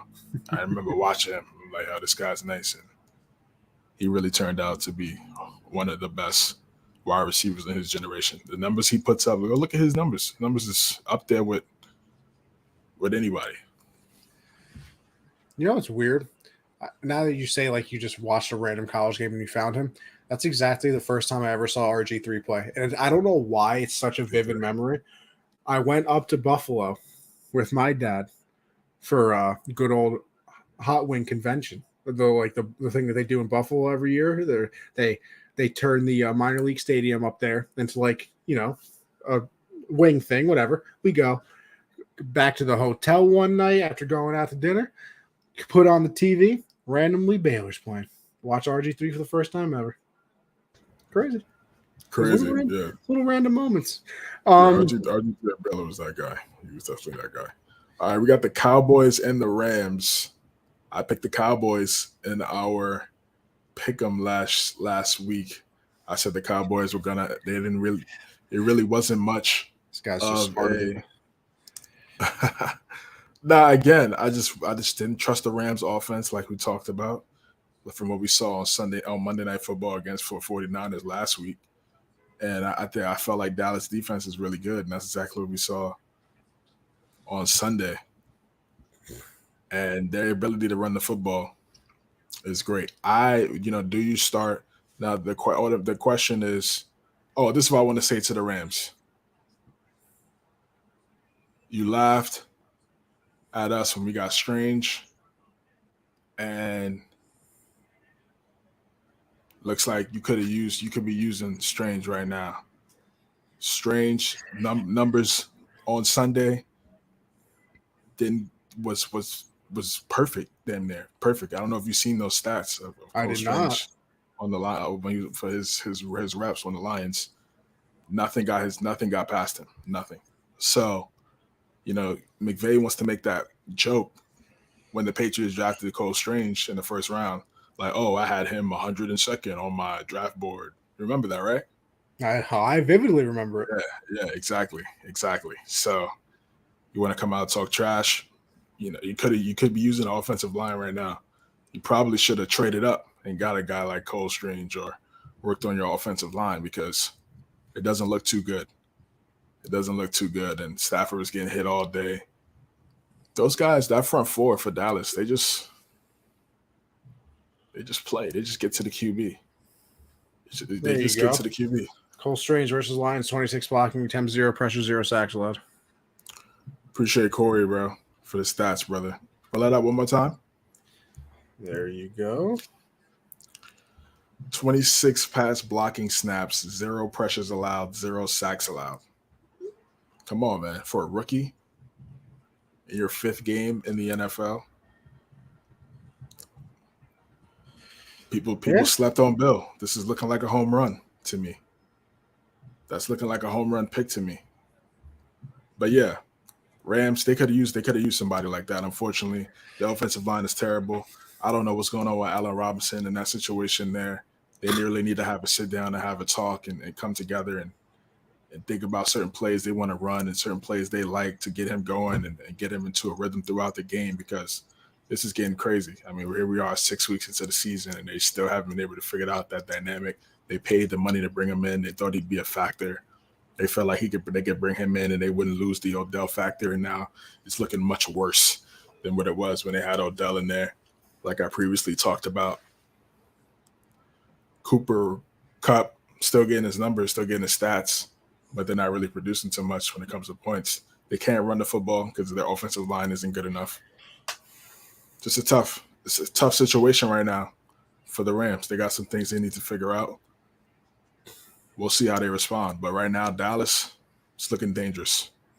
The way they're able to run the football, they could be a serious play. And now the question is, do you play Cooper Rush against the Eagles? I think you have to. Like, I'm not gonna lie. I wouldn't. To me, I think you play him until he loses or Dak is 100%. Like, if he ever even says I'm 99, I'd be like, well, 99 is not 100 and we haven't lost yet. Sorry, buddy. Yo, to me, it's like it doesn't matter. I mean, it doesn't matter because it's not like Cooper Rush is. Yeah, he's not doing anything crazy. No. He had like 107 yards on Sunday, like 100 and something yards. He's Jimmy G. No, he's not. No, he's good. He's playing well. Nobody expected this. He is a great game manager. I don't want to say great. He's a good game manager. Because I feel like we use adjectives for certain players, they don't deserve the adjectives. So I gotta start being more detailed on who I call certain things and things like that. Because I want to understand categories and it's still levels. So he's a good game manager, Cooper Rush, not a great. So he's done a good job so far. manage the game, and I think Dak could come in there and do the same thing if they run the football like that. If they run the football like that and the defense plays the way they play, they should be good. Oh, yeah. They should be good. But I understand momentum is a thing. He's been in there. They've won 4 in a row since he's been the quarterback. So I get it. If they want to stay with Rush, go ahead. If Dak is not 100%, keep Rush. That's it. Yeah, I mean, like I said, I wouldn't be surprised if they kept Rush until they lost, or Dak said, "Listen, I'm 100%. Like, what the hell are we doing right now?" Like, because he's obviously like the whole thing of, oh, he's gonna lose his job. No, he's not. Like, they're paying Dak way too much money for this man to lose his job, so you don't really got to worry about all that. But like, yeah, team that's chemistry is a extreme. thing. Like, team chemistry is a thing. If he was out there throwing for like 350 yards, 4 touchdowns, I'd be like, yo, yeah, Dak might lose his job. Yeah, I was like, exactly. yeah, bro, he might lose his job. He might lose his job. But he's not doing that. He's throwing for like 210. Like, you telling me Dak can't throw for 210 yards?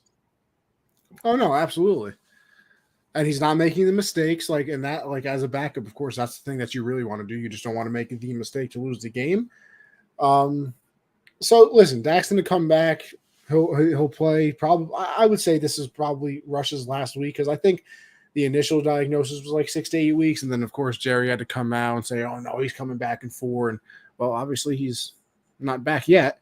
So, you kind of just end up see what happens, but they're playing well right now. And I mean, and like I think, listen, you obviously got to give a lot of credit to the defense, because I think that's what's truly carried them through this. Like we've said, I don't think Cooper Rush is out here, throwing for 354 touchdowns, doing anything crazy on offense that they're blowing people out or they're winning shootouts. Like, I don't think if they got into a shootout with, say the Bills or the Chiefs, they could do that, because I don't think they could put up the offense to do that. But to me, the way they run the football. Yeah, they run the football. Really they don't. I mean, the way they can run the football and take the and their defense is perfect, because if you're going up against a passing offense, they have a great front line that gets to the quarterback. So you're playing right to their hands. So even if they don't have that elite offense that you're talking about, when they go up against a great quarterback, they have the defense to offset that. Oh no, absolutely. That's what I'm saying. But I'm saying if they ever had to get into a shootout, like the defense has an off night, like that's not right. Sure, that could happen. They could have an off night for definitely. But say if they're stopping the run, so now this great quarterback, he's dropping back 45 times against that Cowboys defense. I mean, I guess it also depends on who it is. They're gonna get to him at least 7 times. Well, it depends on who it is too, because if you have Josh or Mahomes, obviously Lamar, like they can escape. If you have that's why somebody like Stafford is dead in a game like that. Like, he can't get out of the way. He's a statue. Now, they have gone against stationary guys, but I don't think. I mean, they're about to go up against a running quarterback next week, so we're about to find out. One of the best dual threat quarterbacks we may have ever seen, next to Lamar Jackson. Yeah. So yeah, good win by the Cowboys. And the Rams, they got things to figure out. They got some things to figure out. Patriots, Lions at Foxboro. When I picked us, it was reluctant. The Lions, they had the number 1 offense in the NFL. Going into this game, they were putting up points. They were going crazy. I was like, I said I like the way our defense had played in certain moments last week against the Packers. They came out there and played well. It was supposed to be the number 1 defense, right? I mean, number 1 offense, right? So we shut them out. 35 points a game, I believe. I just go by what my brother Connie and the stats he gives us, and we just rock from there. So you had the number 1 offense. You couldn't get 1 point, 3 points, a touchdown. Zero. So this was a good win. It's a good win by the Patriots. Am I like overly hyped? No, I'm not. They play the Browns next week against a team that I just talked about them folding games. So it's like, if they win that game, then I'd be like, oh, okay, let's see. But Jack. Woo! There's that CJ reaction. I know. That boy is special, bro. He's special. President Jack. Yes, sir. Duggar Judon, sacking every single game. First player in Patriots history to do that. Special player. Great acquisition. One of the only really good ones that Bill's done. The only good one. But no, President, Jack Jones. Yes, sir. We got to love him for 4 years, so he's gonna leave, but to go get money. But listen, I'm gonna enjoy these 4 years of Jack Jones, and he's a guy. He's a guy that could definitely. You have an ability to get interceptions and to catch the football. Trayvon Diggs. That's how J.C. Jackson got his bread. He's a talented guy, and I was watching his highlight tape at Arizona State when we had picked him up. I was like, yeah, he's going to be good, and he's making an impact now already. His rookie season, it's great to see. Yeah, the defense was great. The defense was great. Jonathan Jones got in there. I believe he got an interception as well. It's a good, like I said, it's a good win. Bailey Zappi. I mean, listen, to me, he's. I said this last week. He's kind of short. He's kind of like 5'11", probably 6 foot. He's not the tallest guy, but he did a good job of managing the game. I was listening a little bit to what Belichick was saying, talking to kind of his like fake radio show, like a fake interview every single week with the radio station. I would hate to be a reporter in New England. Sometimes like he still give a good conversation. You'd be surprised. What happened out there? We won the game. He gives to the New England media, like their homegrown Patriots type, station. He's gonna give solid. He gives solid content. You go on their page and watch like every week. He does his interview with this guy, and they review the game. He gives quality content for the media. You gotta be a different cat. You gotta be a different cat to get in his circle. I'm trying to get there one day. That's gonna be crazy. Imagine. That's a legendary circle to be in. But they did a great job on Sunday, and Bailey Zappi's cool. Bailey Zappi's cool. Again, it's the same thing with Rush. Like, I'm not getting too worked up about it. But he's a rookie, and he's playing well. He made some solid throws. They ran the football. Ramondre. Mm-hmm. Ramondre Stevenson had some really big runs. Damian Harris coming in there.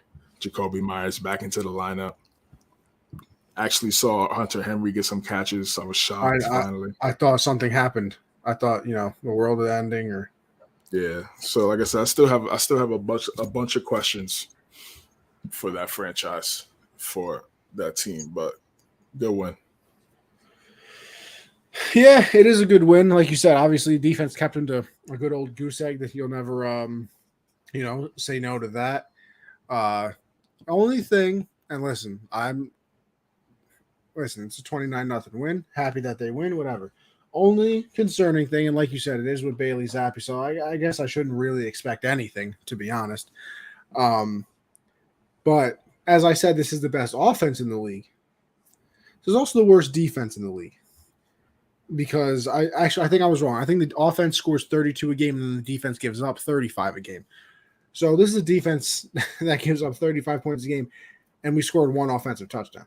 Like, there was a lot of field goals. It was the fumble 6.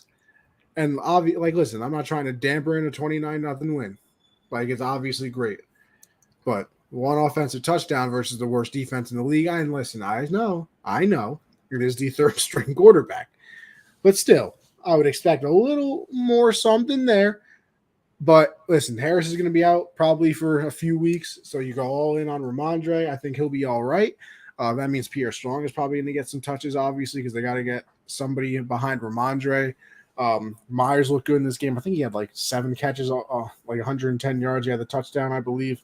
Hunter Henry, like you said, it's good to actually see that he's on the field this season. Didn't even know that he was before. And then Jack Jones, it's another one of those people that, listen, I said it all along going into the season. I don't even know who a single person is for our corners. Well, it looks like Jack Jones is the person that everybody's going to learn about. This happens all the time. We've seen it. I mean, it was Malcolm Butler. It was, Kyle Arrington was there for a little bit. Arrington. It's all these Ellis Hobbs. All these weird people that you just don't really think of, and all of a sudden they become Jackson. Something. Yeah. So, yeah, it's a good win. I would obviously want to see more from the offense, and I think that'll happen when Mac is back. Now, the only problem with Mac is, listen, brother, I'm gonna need you to stop throwing red zone interceptions, or throwing deep balls that turn into interceptions. That's the thing that I don't understand. Like, has Devontae Parker really ever been a deep ball guy? Like, I could have swore that he was always like a speed guy in Miami a little bit. And he wasn't really brought there he was kind of brought there to be like a big third down target. Yeah, but like they always red zone balls to him, and I don't understand. Red zone target, yeah, like he's supposed to be a red zone target, third down. He just back shoulder fades, comebacks. Yeah, so I mean, I want to see more out of the offense. I think that'll happen when Mac comes back. So until then, you keep the ship afloat. I mean, hey, what we start last year? 1-3 or 1-4? Still ended up making the playoffs. So yeah, it's different. I can't. It's tough. I sometimes, like I said, I sometimes get caught up and play that that NFL math, but it's different. It's different. How I felt. I had a 7-10. So yeah, no, that's true. Yeah, so I think we're leaning much towards that still. Like I said, it's a good win, but it's not I'm not overly impressed, and I wouldn't be overly impressed next week either, because the Browns aren't good. Yeah. All right, we got the Falcons. The Patriots should stop the run, and then force Jacoby to throw the ball and see what happens after that. But continue, my bad. Exactly. We got the Falcons and the Buccaneers. Buccaneers had a big lead, and then the Falcons kind of came back a little bit, and the Falcons had an opportunity to come back, and then we see we saw Grady Jarrett, a guy that had, I believe, 3 sacks in that Super Bowl. I thought it was more than that. A few years ago, had 3 sacks in that. Was on the route to winning Super Bowl MVP. He comes in there in this game, gets the sack on Brady. On a third down. On the third down, they were going to get the ball back, and they call roughing the passer on Grady Jarrett. They keep the drive going. GG's.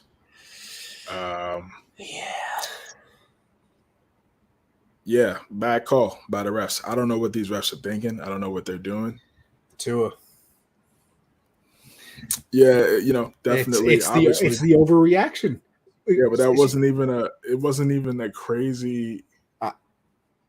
I know, but it's the overreaction. You know that they're going to go hard on this because of what happens. It's just like the Saints game when they had the pass interference. Then all of a sudden next season, pass interference is reviewable, and then it didn't work, so they took it out of the game. They're going to do it for a little bit to make everybody happy and make it seem like they actually give a shit about people. Yeah, and then they'll revert back to it. Now I get what you're saying, but also in response to that, for a defense, it's like, what do you want them to do? Oh no! I totally. Yeah. Listen, at some point, just put flags on the quarterbacks.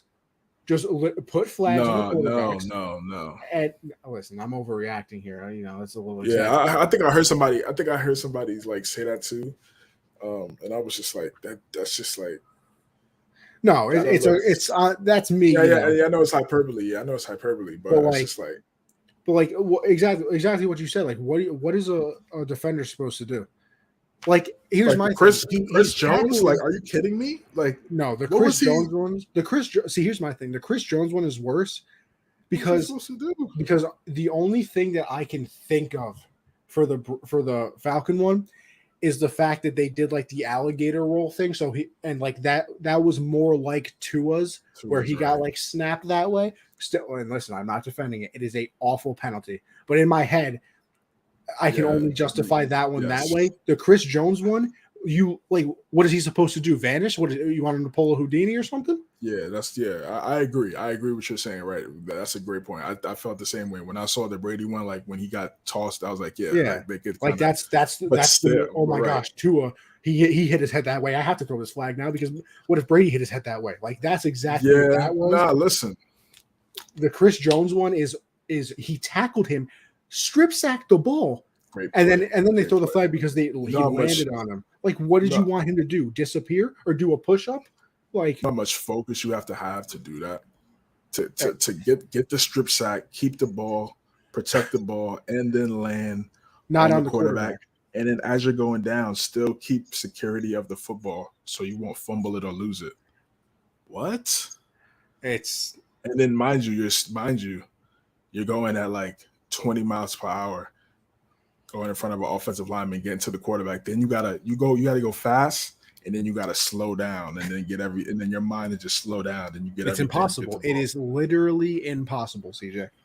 It I is mean, not possible. those guys are making it possible because look how they're getting to the QB. But again, No, those I are mean, but bad. it's I'm saying it's impossible for them to not draw flags. Apparently, like Oh yeah, you yeah. can The do everything flags. correct because I was listening to McAfee today, and they had Aaron Rodgers on, and he Right. was like, they are put in an impossible situation. He's like, because you got to think about it, they're not allowed to tackle out their legs anymore, and like half of the time when that flag is called, I feel like it's because the offensive lineman pushed them, and then they were falling and they land at the quarterback's feet. Like I landed, bro. It's gravity. How was that a flag? And then you can't, you can't twist and roll them because then all of a sudden that's roughing the passer because you brought them to the ground too hard. Okay, then you can't land on top of them because now you're using unnecessary force to land on top of them, all your body weight. What do you want me to do? Like, am I supposed to go up to him, hug him, and then look at the referee and say, "Is the play dead?" Like that is literally what they want them to do at this point. It's awful.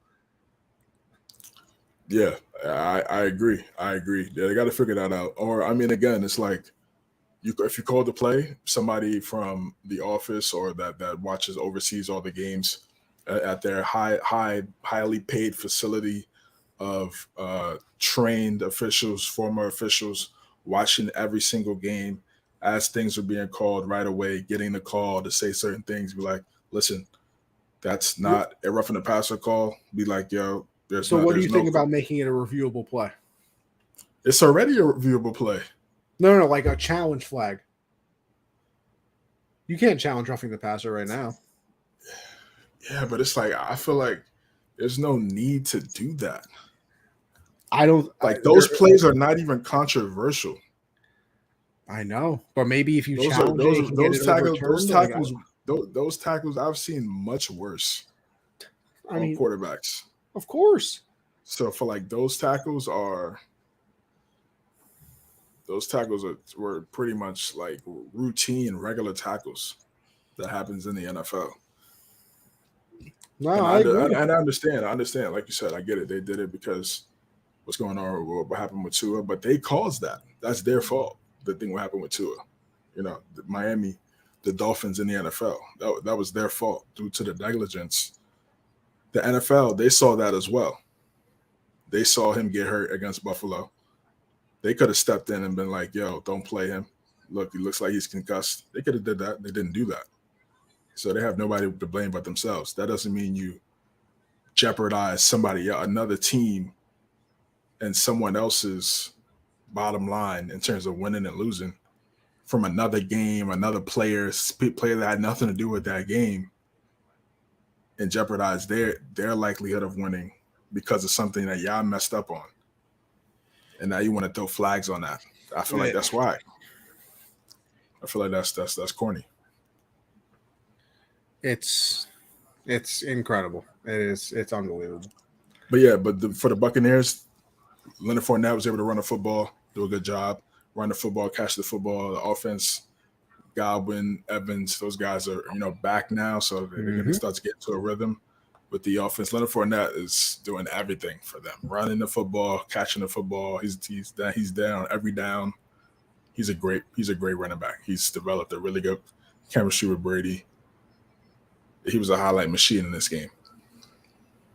Yeah. And then lastly for the Falcons, before we go to the Bears and the Vikings, Drake London is going to be good. He's going to be a good player. Oh yeah. As soon as they When get a they get quarterback, Ridley back, when they get a quarterback with Ridley, Pitts, well, if they actually do how to use Pitts, Cordell Patterson, that's a good offense right there. Think about what I just said. I said Ridley, London, Pitts, Cordell Patterson. Well, I counter with the only thing. I wish they would just figure out that Kyle Pitts was, decent. Yeah. I mean, I don't understand that. You're right. I don't get that. Like, but the he also has to man's get barely stronger even too. the offensive game plan. Like, it's unbelievable. Yeah. I don't understand it. But all right, we got the Bears and the Vikings. The Vikings had a big lead, and then the Bears started to come back. And I was like, okay, here we go. And what happens? At the end, it was tough. Tough loss for the Bears. He tries to make a juke move and gets stripped, I believe, right? As they drive, he was trying to go to the sideline. Yeah. And he made a little juke move, tried to get cute, and got ripped. GG's ball game. Do it. Ball game. You just take the ball, you run out of bounds, man. You're not that guy. You're not that guy. Run the ball out of bounds. Run the football out of bounds, man. You're not that dude. Just go out of bounds. I agree. Why are you doing all that? It's a minute left in the game. You're doing all this mix maxing, juking, bro. And then for you to get ripped like that, ain't no. Yo, there's nobody on this world that's ever ripping me like that in football. Ever. Nobody. Ever. For him to get ripped like that is crazy, bro. CJ said, personally, I would never take that. You have to take that personal, bro. Somebody really just ripped the ball out of your hands and then go ran, up the other side of the sideline, bro. Nobody's ever doing that to me. Never, bro. I gotta. That's a slap in the face, bro. Like, listen. I mean, think about it. You're literally running the football with all your momentum, and somebody just comes in there and just rips it from you, and then literally really take not punch it out or fumble like that. Like literally take it from you. Nah, never. That's never. You know what that reminds me of? You know what it reminds me of? You remember that Thursday night game, Patriots Falcons? When Matt Ryan threw a jump ball to Julio against Malcolm Butler, and Julio, it was in Malcolm Butler's hands in the air, and Julio just ripped it out of his hands for the touchdown. I don't know if you remember. Oh, yeah, that was Monday night, right? I think it was a Thursday night game, and I only know that because they were wearing their Color Rush uniforms. Okay. I think I remember that. Well, that might have been another Julio play that I'm thinking about. I think it was a game. I don't even think. No. Remember, it was Josh Gordon's first game because Josh Gordon caught a touchdown pass. Oh, okay, yeah, I remember against that. against three cornerbacks. It was a. Yeah, I remember that. I remember that one. I remember that one. But yeah, that's what I'm saying. For me, nobody's taking the football from me like that. That's insane. That's insane. And for them to lose, that was tough. Vic wants to smoke. 1v1. King James. Come on, bro. You know what time it is. CJ, what you clocking in at the 40? About a 4-3? Nah, 4-3, nah. Probably like 4-8. Okay. 4-8, 4-7 maybe. Got some speed out here. Yeah. I mean, that's just crazy, bro.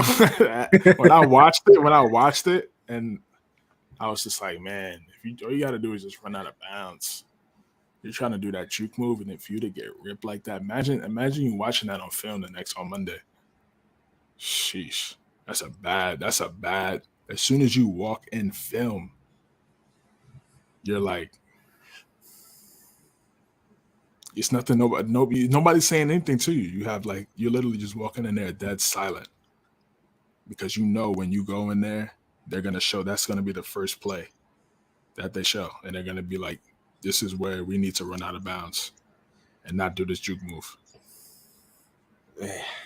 Bad decision making. Bad decision. I like Fields too. They need to protect him, put a team around him. Maybe actually let him throw the ball. Yeah, he was throwing the football in this game. And he was doing well. He was doing pretty well. And the Vikings, yeah, listen, they win this game. I just don't trust them, bro. I mean, like they win these games. They do this. This is what Of they do. course. Yeah, It's not a big game. That's why. Yeah, they win these games, 3 game win streak. And then, like you said, when they go up, time to go up against the big dogs, they're nowhere They to be played found. one big game this year. It was against the Eagles. What happened? Yeah, right. Yeah, I mean, I just don't trust him in primetime games. It's crazy. He just folds. I've never seen anybody fold like that. I can't even account to one good primetime game he's been in. I don't think he's been in one. So listen, good win for them. This is what they're supposed to win this game. They're a better team. They're more talented. So yeah, that's what I have to say Justin about Jefferson that. went crazy. Justin Jefferson went crazy. 170 yards or something like that, 10 catches, I think it was. Elite. He's elite. We got the 49ers and the Panthers. 49ers get this W. What's your thoughts on this game, man? That Baker injures his ankle. Obviously, this was the last game of Matt Rule's NFL coaching career. They're just terrible.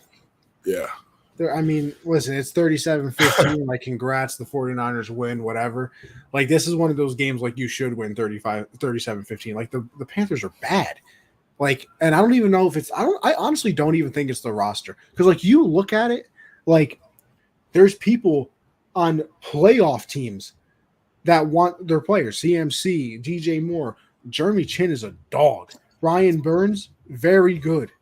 Like, they have players on that team on both sides of the foot. JC Horn, they just drafted. He's been pretty solid.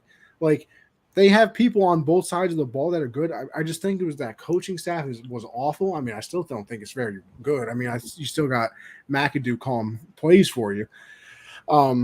But, yeah, it's a game you should win. The 49ers dominated. They ran the ball well. Obviously, what else are you going to do? That's what they do. And, Jimmy G threw, a couple passes here and there, threw some touchdowns. Listen, it's the Panthers and the 49ers with Jimmy G. We know what they can be. Like, they can be, they can win the division. Hell, with the way the Rams are playing, they're at least a playoff team. We know that. We've seen it the past couple of years with Jimmy. So, I don't think it's anything that should shock anybody. And, the Matt Rule era is over. It went out with an absolute flame of garbage. And, now you see what the next era brings on. You go into free agency, you go through the draft, you try and find yourself a quarterback. They're going to have a top 5 pick. It just depends on what pick it is and what you're going to do. Everybody, listen, I've talked to Josh. He wants a quarterback as bad as anybody, but he keeps saying if they have the number 1 pick, they should draft Will Anderson. Really? That's straight from his mouth, not mine. No way, brother. No way. And then, come on, obviously, quarterback is there. You're going with Will Anderson. Listen, don't shoot the quarterback. Can't agree with you, Josh. I'm sorry. But yeah, just a game that the 49ers should win, and good for them. I agree with pretty much everything you said. It's sad for the Panthers. They do have some good players, like you said. 49ers did their job. They ran the football well. Ayuk played well. Debo, they're going to run the football. And they're developing some good chemistry. They're getting to a rhythm right now. Had a good win against the Rams. Another win, really decisive win against the Panthers on Sunday. Good job. This is what they do. But for me, I'm not impressed by them in the regular season anymore. I want to see what they do in the playoffs. Mm-hmm. And when they get to the playoffs, that's when we see Jimmy Garoppolo numbers and he comes back to life. His playoff numbers are not good. They're not good from a passing perspective in every single category, you name it. So, yeah, they're going to win these games in the regular season, but come playoff time, he's going to have to make those throws. And will he be able to do that? Will determine how far this team goes. Simple as that, because everything else is there. Bengals and the Ravens, Sunday Night Football. This was a close game. I thought this game would have some more points. Oh, absolutely did. I think Lamar left two really easy passes out there. He should have got down there, but they won to Duvernay. I forgot who the other one was too. I think someone else. Yeah, I don't remember. A younger guy. Wide But open. he got the opportunity to move down the field and get the game-winning field goal drive, and Justin Tucker, they decided to let's actually use Tucker this time. Wow, shocking! What a development. Would have never guessed, CJ. And they got the W. Bengals offense was looking flat. I think the Ravens defense wanted to come out and play better. It's the divisional game. You don't want to come out and get splashed 40 piece against your divisional rival. They did that to them already last year. I'm sure those guys remember that. And a lot of those guys honestly weren't there because the Ravens were so hurt last year. So a lot of the guys that they have now were not there last. So they have some fresh bodies, and it's just a different scenario now that different personnel is in the lineup. So big win for the Ravens. I think it was a big win for them to get one at home in front of that home crowd. After that home crowd, they had lost 5 in a row at home. Insane. And then especially in front of that home crowd, where that home crowd it's been like hoodwinked. It's for 2 games in a row. You have your team beat up, led astray. Up 17 plus in both games, and then you don't get the victory at the end of the day when you go home as a fan. That's a tough drive home, man. Say you're like 3 hours from there, like that's a tough ride home. When you get that dub going back to the crib, it's like, yeah. But when you get a loss like that, like, man, we were up 21 in the fourth. What did I just watch? But again, they're not a perfect team by any means, but they got this W against the Bengals in a much needed win in the division against the only team that's going to rival them for that divisional title until Deshaun gets there, until Deshaun gets to Cleveland, and then I think the Browns will be a contender for that division. I agree with you, and honestly, everything you said. The only thing I'll kind of add here is, I think this was a really big win for the Ravens, also because, like, you had been terrible in the second half of games, and like I was scared. Exactly, like you finally had a lead, like you were supposed 10 to win this game. 10 zip, right? Yeah, I believe so, or something like that. And then like, oh God, here we go again. And like when you get those "here we go again" thoughts in your head, it really like it messes with you a little bit. I mean, like even personally, like you get those in your head, and it's like, oh, damn, like really, like, this is gonna happen again. And they took those and were like, oh, not this time. We got it this time.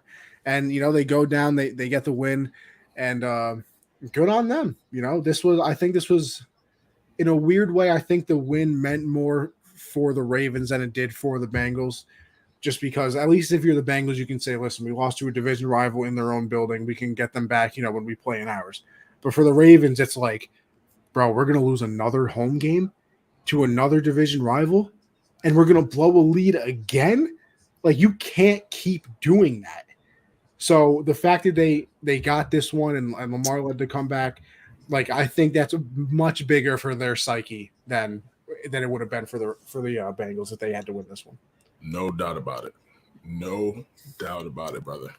I agree with everything you said. I'm 100%. You make me blush. You're gonna make me blush. That's the exact reason why this win means more to the Ravens, for all those reasons you just laid out. And the Bengals, exactly. They could get it back at home again and try to split it and still have opportunity to win the division, because they still create their own destiny every Sunday. Monday Night Football, Raiders, Chiefs. Josh McDaniels, brother, what's going on? What's going on? Oh, that's why it's tough to put bread on games, bro. Because coaches like that, bro. Just take the PAT. I don't understand. Take the PAT. That catch by Devontae Adams was sensational. I thought he was in. Leaning on him, like like in traffic, like the way he caught that was crazy, bro. That throw from Carr though is one of the Like more beautiful things I've ever seen in my it was a life. good throw. It was in stride. He just In caught it. stride, that might have been the most perfect spiral I've ever seen, and He it caught landed and just, right in his hands. I don't think he had to move his hands. It was perfect. It was perfect. But then he drops it. I thought he had it at first, but he had that little tap after he caught it. Like when he first had it, he had both feet in, but then he had the tap. He bobbled. He bobbled it. I don't know why he did that.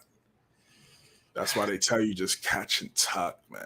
And it's weird seeing it from Adams. Like, don't you feel like he catches everything with 2 feet in? Like, I feel like he's never the one that makes that mistake.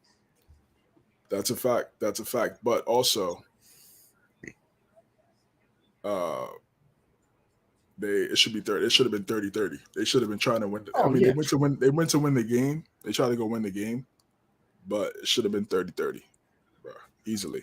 And you're in overtime right now. Okay, say Adams. Okay, Adams drops it. Okay, we're in OT. I tweeted it. It's one of the dumbest things I've ever seen. Yeah, I mean, analytics there's no analytics you can show me that could convince me that that's not a terrible decision by a head coach. Because here's my thing, CJ. There's none. There's no analytics at all. Nothing you can show me. I said it earlier in the show. If there's 15 seconds left and you want to be aggressive to win the game, I understand it more. I still wouldn't have agreed with it. I still think you just take the points, try and go into overtime, do whatever. Yeah. There was 4 minutes and 37 seconds left. And his reasoning was, we needed momentum. They had gone down their last previous 4 drives and scored. Oh, so all of a sudden, because you took the lead, that's going to make your defense, make a stop. And also, since they are winning now, end up getting a stop too. Since they're winning now, though, CJ, that means you've given them 4th down because they have to go and score. If it's tied, maybe you get them to a 3rd and 1 at the 50. And listen, knowing Andy Reid and Pat, they're going for it anyway.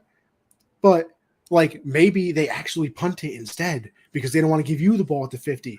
If it's tied, they could do that. But if it's 4th and 1 and they're down 1, guess what? Now they have to go for it. So your defense has to play 4 downs instead of the 3 downs that they were playing before. And you had just complained that they couldn't get a stop. It made no sense. It only makes sense if there's no time left on the clock for Mahomes to come back. With 4 minutes, and he came back with 15 seconds against the Bills? What, you think he can't do it in 4 minutes now? I need whatever he's smoking in Vegas.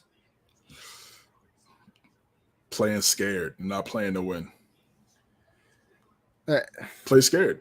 It's one of the weirdest decisions I've ever seen. And then the response to that, he played scared. How's he scared if he's going for 2? He said it. He said, Patrick Mahomes' offense, they were driving the field. We had to be aggressive. I'm like, okay, but what's tying the football? What's tying the football game though? Okay, you're up 1. Wow. Yeah, you're not up 3. You're up 1. You're still up in possession. You still have to kick a field goal. And the way these kickers been missing recently, nothing's guaranteed. Nothing's guaranteed. But they still had opportunity to win the game. They didn't win the game. The Raiders, at least they're scoring more. I want to see them develop that chemistry throughout the entire game and not just in spurts, 1/2s and a half. They need to do it for the entire game. Mm-hmm. They need to continue to run the football and give the ball to Josh Jacobs. Special. Yeah, he's a dog. He's a beast. He's a dog. Travis Kelce, 4 touchdowns. That's an amazing. He's the 2nd greatest tight end of all time. Easily, no doubt. No discussion. No debate. No debate on my side. I mean, listen. Tony Gonzalez. Okay, third best tight end. Travis Kelce's the 3rd best tight end of all time. No doubt. Listen, I'm not mad at 2 either. Nah, Tony Gonzalez stats is crazy. And this is without. Imagine Tony Gonzalez had Patrick Mahomes. He had Trent Green and he had Stafford for can't blame him for the circumstances though. What you mean? You can't blame Kelce for having no, yeah. No, I'm not saying that, but I'm just saying look what Tony Gonzalez did. He still. Oh no, I know. He still What got you better mean. numbers. He still got better numbers without the quarterback. He got That man wide. played for a His long ass time. his What did he play? numbers. 15, 18 years, something? Yeah, 17, something like that. His numbers are up there with Jerry Rice. Oh yeah, he was unbelievable. So yeah, I mean, and again, this is without him having an elite quarter. Like, I mean, yeah, Ryan was good, was really good for a good time, but so yeah, I would still say I still think Gronk is number one. I agree. So I got Gronk, Tony Gonzalez, Travis Kelce, but Travis Kelce is one of the greatest tight ends I've ever seen, no doubt. Not getting any arguments from me. Yeah. Well, listen. Patrick Mahomes. Who's your MVP right now? Quarterly awards.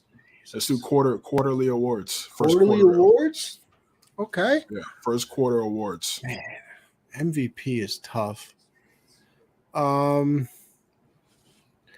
guess I haven't really looked at everybody's stats, but I know that I picked Josh from the beginning, and he's played well the entire season so far. So I'll just stick with it. But it's a lazy answer for the only simple fact that I can't remember everybody's numbers in my head right now. Right. Oh, look at this. We got Vince, Jalen Hurts. I almost picked Jalen Hurts to not be boring. Vince was good, brother. Appreciate you stopping by, man. Check out my guy Vince's podcast as well. 265 Media Football Show. Appreciate you, bro, for stopping by, man. Appreciate it. Yeah, but I'll stick with Josh. Why not? Right now, I got Lamar Jackson. He's been pretty much my pick since the beginning of the season, and I think Jalen Hurts is right there. They're 5-0. You have to consider him as the MVP candidate. And Saquon, I think those are the four, and Josh Allen. Those are the top five. Zach for being the boss on and off the field. Nah, he's good. He's good. This guy's crazy. Coach of the year, I think Nick Brian Sirianni. I was gonna say Nick Sirianni. I'm not mad. Dabo's definitely. I just can't probably believe. right there. I just cannot believe how much better they are. Like, listen, like they played. Okay, so Rodgers is the best quarterback they played so far. Oh no! I think it's going to crash and burn a little bit, but the fact that I know that they actually have a head coach right now is very reassuring. Yeah, it's good. It's good they have a head coach, and it's good Saquon is healthy, and and they have a good defense. Like those things they have. They just need wide receivers, and hopefully we'll see what Daniel Jones is. But again, they need wide receivers though. They need talent. So them trying to get Odell would be good, but does Odell want to go to it? I mean, they're winning without him, so. It's not like they need. It's not like they need him to carry. So he could come back. I think that'd be a good story. He did visit them apparently. Him and Saquon, have our best friends. That'd be a great connection.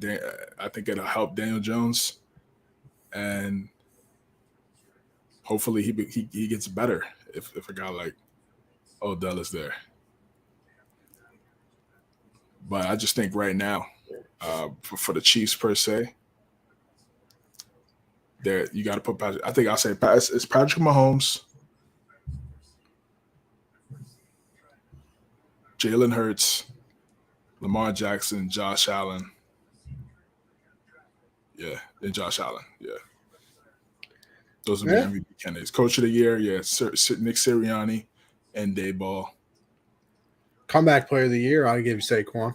Comeback player of the year definitely is going to Saquon, no doubt about it. Offensive player of the year right now for the first quarter awards. I might have to go with Cup again. I know he gets 95 targets, but that's not my fault. I'm gonna probably say Nick Chubb. I'm gonna go Chubb or Jefferson. Yeah, Chubb or Jefferson right now for defensive player of the year. Man. I'm gonna say Micah. I'm gonna go Micah. Probably. Listen, my guy Judon. I was about to say I'm gonna be a homer and pick Judon. Why not? 5 sacks in 5 games. It's pretty damn good. Yeah, that's the awards. And that's week 5 as well. We can go on to week 6, make our picks. Let's do it. Bam, got you right there, boss. You got the screen up. Let's get it. Come on, brother. You know I got you. Started off on Thursday Night Football, a snooze fest.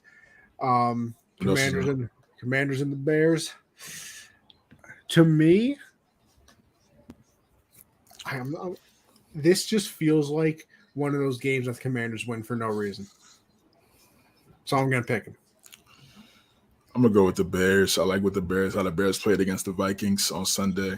I think if they keep that type of momentum up on Thursday, they should win that game in front of their home crowd. 49ers and the Falcons, I got the 49ers. 49ers at the Falcons. Pretty simple for me. Falcons are better than I thought they would. Don't get me wrong. I thought they were going to win like 3 games total. I mean, they're 2-3 right now. So listen, maybe they fall off a cliff and never win again. But, probably not going to happen. But I'll still pick the 49ers. Patriots, Browns, going with my guys. I agree. All right. We got Jets and the Packers.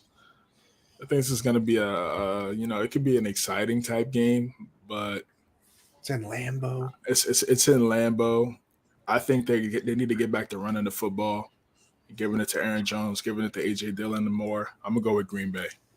I agree, and I agree with the Aaron Jones thing. I got a lot of people on bye weeks this week, Aaron. I'm going to need you to pull up.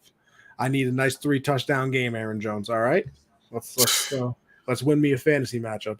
Colts and the Jags. Wow, it's a snooze fest. It's in Indy, which is why I'll pick the Colts, because we know they can't win in Jacksonville. Man, I really don't want to pick a team. That's how mediocre these teams are. My upset of the week is Jets over the Packers. Okay. We're going. That's going to make Vic very happy. Gang Green over Green Bay. Okay, we got some Jet love in the chat. Shout out to y'all. Jaguars and the Colts. I'm gonna go with the Colt like he said. It's at Lucas Oil. They have to get a win over this team. It's so crazy how they can't beat Jacksonville. Of all teams. Vikings and the Dolphins. I'm gonna go Minnesota because I don't know the status of Teddy Bridgewater. So yeah, I'm not gonna even touch the. Yeah, listen, I don't know if Tua might even be a possibility to play, but no, I doubt it. He's gonna miss like a month, bro. I don't know. I saw scrolling on the bottom of ESPN that there was a chance, a low chance, but a chance is a chance. But yeah, but don't get me wrong. I'm still going with the Vikings because I have no idea. So why would I pick the Dolphins? Right. Bengals and the Saints. Give me Andy Dalton going up against his former team. I like the Bengals. It's gonna be a good game. Saints play good defense here and there. They didn't play good defense against the Seahawks. I think the Bengals they score some points and they get it done. Doesn't it make zero sense that the Saints don't play great defense all the time because they match up so well with the Bucs, who have everybody thinks one of the best offenses in the league, and they shut them down, but they can't shut down the Seahawks? Like, how does that make any sense? The NFL is a weird place. It's because how you get up for games.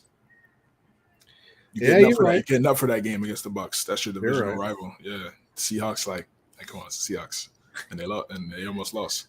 Ravens and the Giants. Woo! That's gonna be Lamar's pulling up the jersey. Okay, you might have to head out to the game, huh? Okay. Nah, I can't, man. Damn, I'm gonna be watching it though. I'm gonna be watching it for sure. Lamar pulling up the jersey. Okay. I got the Ravens. I think this is a good game. This is a good game, but I'm going with Baltimore. Yeah, I'm picking the Ravens as well. The Giants ain't seen nothing like him. Not even close. Not even close.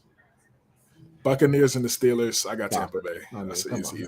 Next. Rams and the Panthers. Same thing. I'm gonna go with the Rams. Seahawks and the Cardinals.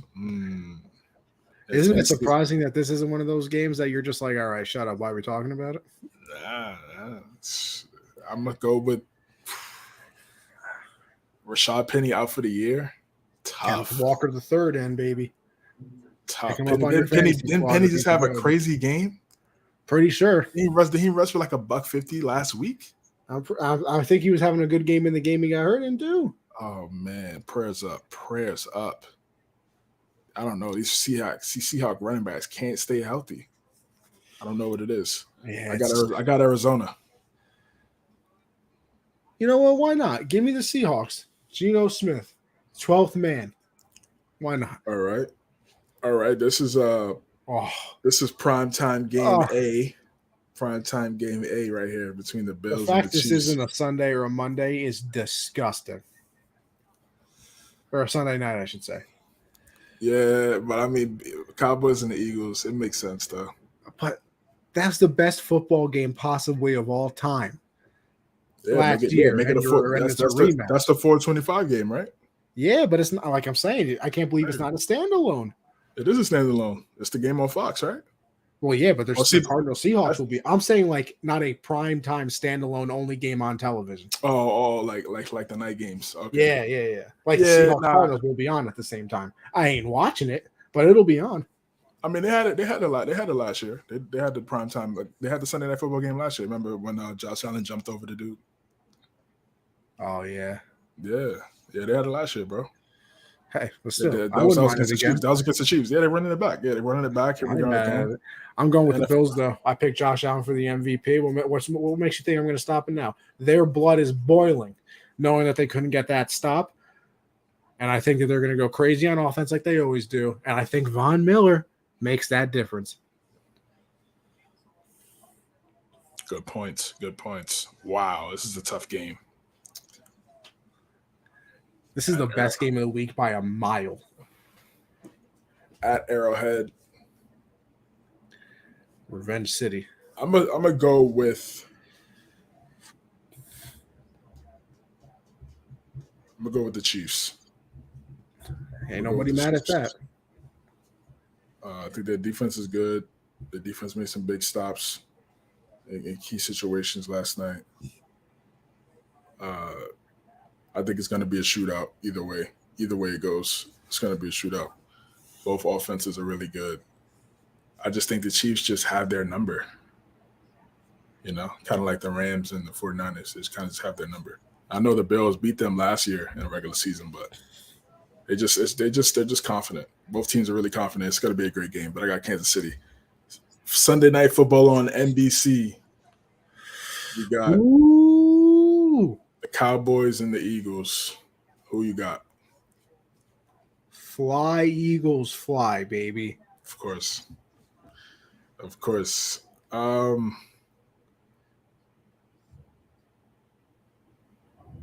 gonna go with Philadelphia. It's gonna be a good game. It's gonna be a defensive type game. Oh yeah, this screams 17-14. Yeah, this could be a game like this. But the Eagles like to run the football, and the Cowboys like to rush the passer. So we could have a mix of two styles, and if they start running that football successfully, Philadelphia, the way they're able to manage the clock. But again, Dallas, that's the same thing. So it's going to be a good game. It's going to be a good chess match. It's going to be a nice chess match between Dan Quinn and Nick Sirianni. I'm going with Philadelphia. Broncos and the Chargers. I feel like the Broncos, just like what you talked about with the Ravens and the Bengals, how the Ravens needed that win. The Broncos need this win. Yeah, they do. Like, badly. They need it. I'm gonna go with the Broncos. See, my thing is, I know they need it. I don't think they can get it though. I mean, they are playing some bad football. I mean, it's just disgusting. So I'm gonna go with the Chargers here. Hopefully Keenan Allen's finally back, bro. Like, I love seeing. I think the Chargers could win it. They could win, but there's always have these games where it's like they could win and they just lose, and it's tough. It's tough to watch. I don't know. In my excitement, I knocked out my my adapter that plugs in my camera and the mic. So tough life. No, you're good. We got New York will rise. You call yourself a New Yorker, of course. We got the FaceTime camera instead. East Coast love, always, man. Yes, sir. So that was our picks for week 6 of the NFL season. Connie, man, where can the people find you, brother? Listen, you guys know what it is. Buy now right there. Gen Z Sports. That's on Mondays at 7 Eastern. Make sure you go follow that. Use promo code Gen Z on Underdog Fantasy. W for deposit up $200. They're always doing some fun things over there. Tuesdays, you can find me here with my guy, CJ. Yes, sir. Make sure you go follow us on the hard count _ on Twitter as well. Trying to get that going. Some tweets during the games. Got to push the content more on there, obviously.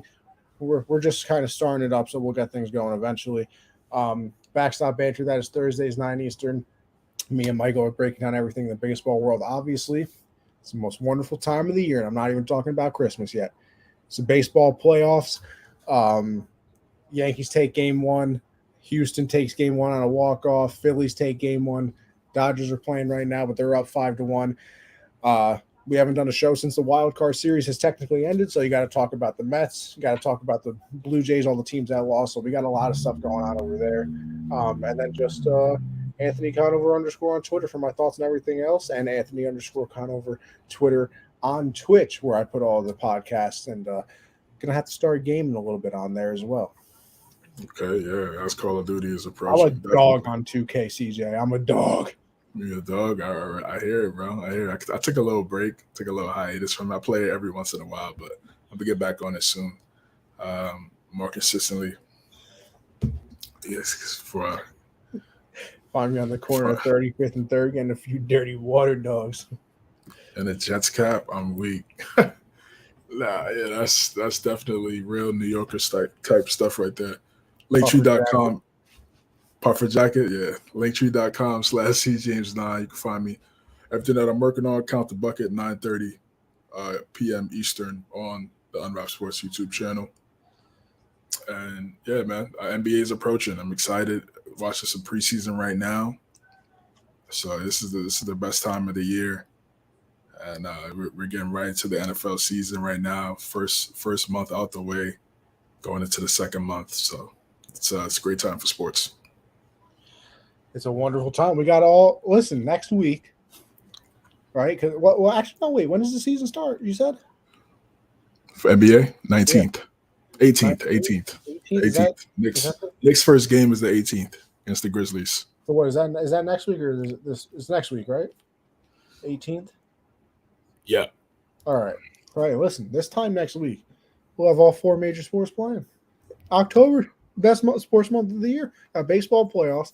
Meaningful NFL games. Start of the NBA season. NHL's underway. Kicked off tonight. Rangers with a nice W to start the season off. What a time to be alive. What a time. Like I said, it's a good time for New York sports right now. It is. Nets, Knicks, Yankees, Mets, Rangers, Jets, Giants. Everybody's doing good. It's good to see. And you know what? The 2 best things out of New York, the people on your screen right now. Just want to throw that out there. Listen, everybody, it's been a pleasure bringing you another episode of The Hard Count. It's an even bigger pleasure. Always doing it with my guy, CJ. One of the best in the business, obviously. And listen, catch you on the next episode, all right? You have a good one. You have a good one.